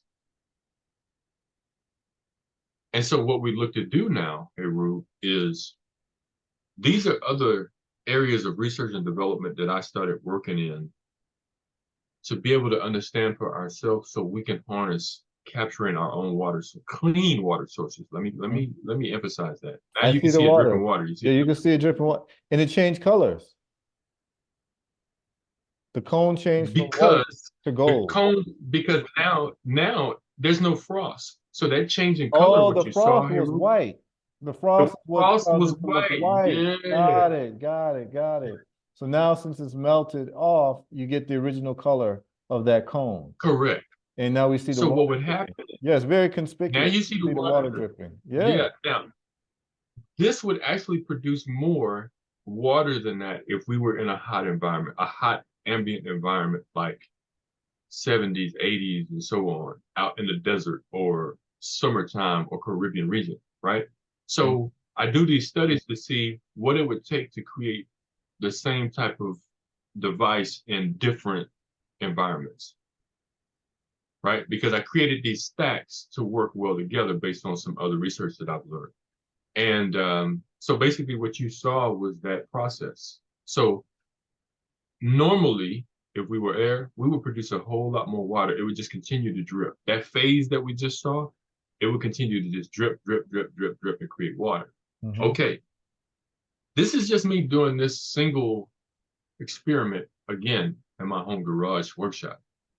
Imagine with the right funding, we can go into production of units that are more efficient, that produce more amounts of water, Just straight you from the know, no atmosphere. Straight from the atmosphere. straight from the atmosphere, bro. Straight from the atmosphere, brother. Just this is what's lingering out there all the time. When you take humidity readings, when we look at the Mhm. humidity is blah blah blah percentage, that percentage is telling you how much water molecules is in the Right. atmosphere. Right, Ready, right. ready to In a be place like harvested. Chi-Town, Chicago, you can create a lot of water there, man. The humidity is crazy during the Oh, summer. if it's crazy humid, absolutely. Yeah, yeah, yeah. Because You're especially being happy to see close to that the humidity. lakes, right? Yeah, yeah, yeah, yeah. Yeah, This device, you're happy to see the humidity. absolutely. Yeah, the Caribbean And would love so this. The Caribbean would love this. Africa would love so imagine this is single stage. The second stage would be to have this water that we collect go through electrolysis or filtration and increasing the pH and creating an amazing quality water, brother, that will feed our bodies in a ways that we are normally not used to with this trash that we drink from day to day. Right. So this is another project of 3D, etc. It is. It is. So once again, we're just looking to see how we can harness this opportunity, harness these abilities, have our own versions, be able to manufacture them for ourselves, because it's a game changer. There are other people out there doing it, but from my studies, they're doing it on a bigger scale and it's costing them too much and they're having too much trouble. Yeah. I want to be able to affect we always have this big goal of saving the community, right? But you don't have to save the community with one big old machine. You can save the community one household at a time. Yep. Absolutely. I can get, Absolutely. you know what I'm saying? 100 people can give you $1. That's still $100. You don't have to get $100 from one person. Yep. So we can do it in these single, smaller stages that are manageable, that we can bring the revolution to everybody. Again, these are some of those areas that we do research and study and develop products. And so this is the most recent and one of those that we're very excited about. Yeah, excellent. So let me ask you a hypothetical question. All things being equal, um, what type of funding for 3D, etc. would make you happy? Like, I mean, you Hmm. can say as much as you want, to On think the big, whatever. Just like if you had this money available, it would make you breathe better towards knowing that you can accomplish what it is that you set out to accomplish. Okay, so I'll give you $2 values, Heru. I'll give you the what could we get that could really set us on the stage of getting started, and I'll give you this is the dream, right? So Right. the dream number, the dream number would be what would put us. We are already um, legally incorporated in the country of Liberia. Let me say this first and foremost, just to tell people we don't dream about doing the work. We're already doing the work on the continent. We already have boots on the ground on the continent. We simply want to expand and scale up. So to really be able to do things in a major way on the continent, we like to be able to set up 3D printing, manufacturing, production. We'd like to be able to set up fabrication and production, which could be anywhere of the market of 2 million to 5 million, right? And that ain't a whole lot of money when it comes to investments Right. with some of these big industries. You know what I'm saying? But that's that dream amount to say, we get this in place, we're producing product for our people tomorrow, right? The bare bones, the bare bones of it is to be able to get a really high level manufacturing facility set up beyond what I'm doing within my reach, even if it's a base camp here in the United States. Now we're talking something as simple as 500 grand, man, like half a mil. Okay. Again, You're looking for a when it range comes of to a investment, 500,000 to 5 million. yeah, any of that is what would really, we would immediately be able to make some changes and move in a manner that would empower other people immediately. Got it. And so the listeners, please, take note of that. That in terms of what Ken is doing, the revolutionary work that he's doing around prosthetics, around electricity, around water, around manufacturing, which is what we need. He's basically saying anywhere from 500K to 5 million is a nice little sweet spot to get things in motion, moving. And so to me, this is a great opportunity to really engage Ken to say, put your money where your mouth is. I'm always excited to talk to Ken, always excited to work with Ken. I know that one of the things that I'll be doing with Ken very soon is that there is a lot of rumbling going on right now in the construction world in Africa. And, in Gambia, me and my brother Kwame started a block making factory in Gambia. We're looking to buy machines from Ken to have Ken design the machines. You want to just talk about the block making machines for a minute that you're working on? Sure thing, absolutely. 3D So Etcetera project? what we've noticed is that what Heru is mentioning is the manufacturing. Just to be able to build things from the ground up ourselves, we have the capabilities of building our own machines. Right now, just about everybody sources from the manufacturing powerhouse, which is China, right? But we look to change some of those things for the diaspora to be able to offer our own products to ourselves. We have those means. We've already actually created prototypes. So now we want to go into production. And so these machines are, if for anyone that is from the continent or has visited the continent, you guys know these compressed earth blocks are what they make most of the houses, the buildings from. We know how to make the machines that make these blocks. Not only that, we can make really high quality blocks based on research that we've done with um, mixtures with the soil contents and different types of other elements, textiles, cement or whatever it is that we're using, as well as the construction style of these blocks, because there are different types of blocks. You got these straight edge blocks that interlock, you have Lego style blocks that interlock.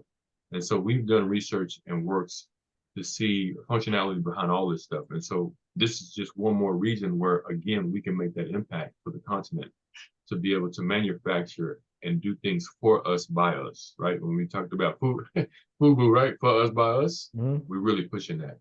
Yeah, absolutely. Yeah, man. Nice. Well, we've touched on a lot. We've been going for a couple of hours now, and I think that people are getting a sense of who Ken Echols is, and what Ken Echols does with 3D Etcetera and also Citrix. And so what I wanted to make sure of is that the listening audience who tunes into my podcast is really like an eclectic groups of people from different parts of the world. And I want to make sure that the listening audience and the watching audience knows about you and the work that you're doing that's transformative based on science par excellence. So we just want to say that we salute you, Ken. We're here to support everything that you do.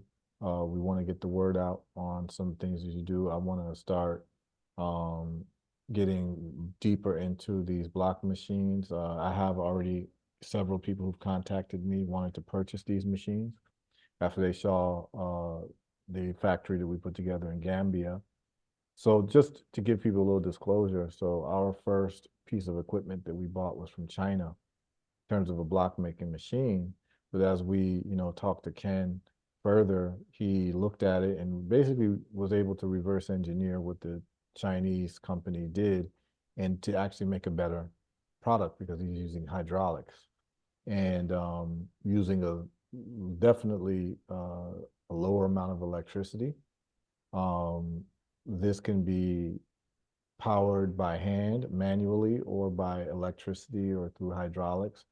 And so I'm very excited to get the first prototype from Ken where we can start marketing it jointly with my company, 25th Dynasty and 3D Etcetera, so the whole world knows that, look, if you're going to build in Africa, you might as well have a block making machine of your own. And we're looking at a very decent retail price.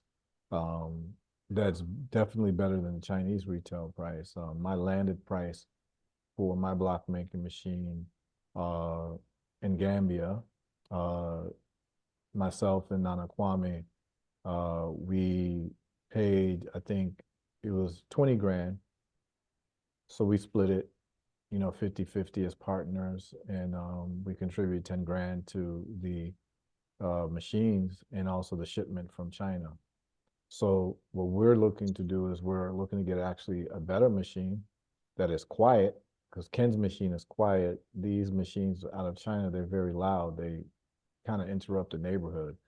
Um, so Ken has improved on their machines, is able to actually make more blocks per hour than they can, and it's quiet and it uses less electricity. I mean, I don't know if I need to sell anyone on this anymore, but I mean, so much less, Heru, that we could run my machines off of solar panels. And this is what's important about that. Because remember, again, we're talking about self-sustainability, we're talking about reliability. The grid is inconsistent. But if you can do it yourself, like if you can provide your own energy to run your own machinery, it's even better. So ours could be run 24/7 without waking up the baby next door. You know what I'm saying? exactly. And So keep it you have it production. basically lithium ion batteries run on solar. It could run on battery, or it could run if we can connect it directly to solar panels to where even if there's no battery storage. So this is the great thing, because for many people may not have battery storage. Even if you got the panels, you can connect it directly to the panels and run it as long as you have daylight. You Right. know, so that opportunity is still there until you can get to the point in your systems where you have battery storage, and then you could run it 24/7 as long as you have enough battery storage. Right. So Yeah. So I look forward to that first iteration, man. So um, just want to salute the work that you're doing. Let people know that, yo, there's nothing more exciting than science and engineering. Teach your children that. Let them know that that's where it's at. Societies that have developed themselves, they have a reverence for their scientists and their engineers. And so there has to be a paradigm shift and a cultural shift in the minds of many people and in the cultures of many people who would like to be competitive in this world and understand that your scientists and your engineers, that's where the rubber meets the road. That's how you build a society. Those are the people that are supposed to be rewarded. Those are the people that should have really the lion's share of the wealth in any society, the people who create, the people who build things. And so if we have someone like a Ken in our midst, make sure that you understand who he is, understand what he's doing, and seeing how you can contribute. Because when you contribute to the development of what Ken's doing, you're contributing to the development of not only your culture, but also the whole planet. Because what we're looking to do, what me and Ken talk about, and what we're looking to do is really a whole transformation of the manufacturing sector of Africa. That's really what we're looking to do. Everything else is kind of like fun and talk and all that, like, but the goal and how we keep score is we're looking to do something historic in Africa around manufacturing and revolutionizing and transforming the manufacturing base of Africa. That's pretty much all that matters. All the other things are symptoms of the fact that we are not manufacturing what we need and what we want. And when you are not manufacturing what you need and what you want, you become a dependent culture and a dependent people on other people who are manufacturing. So it's just time for us to get into the game. I'm always looking for the action, and that's why I like to keep people like Ken very close to me and have them on speed dial.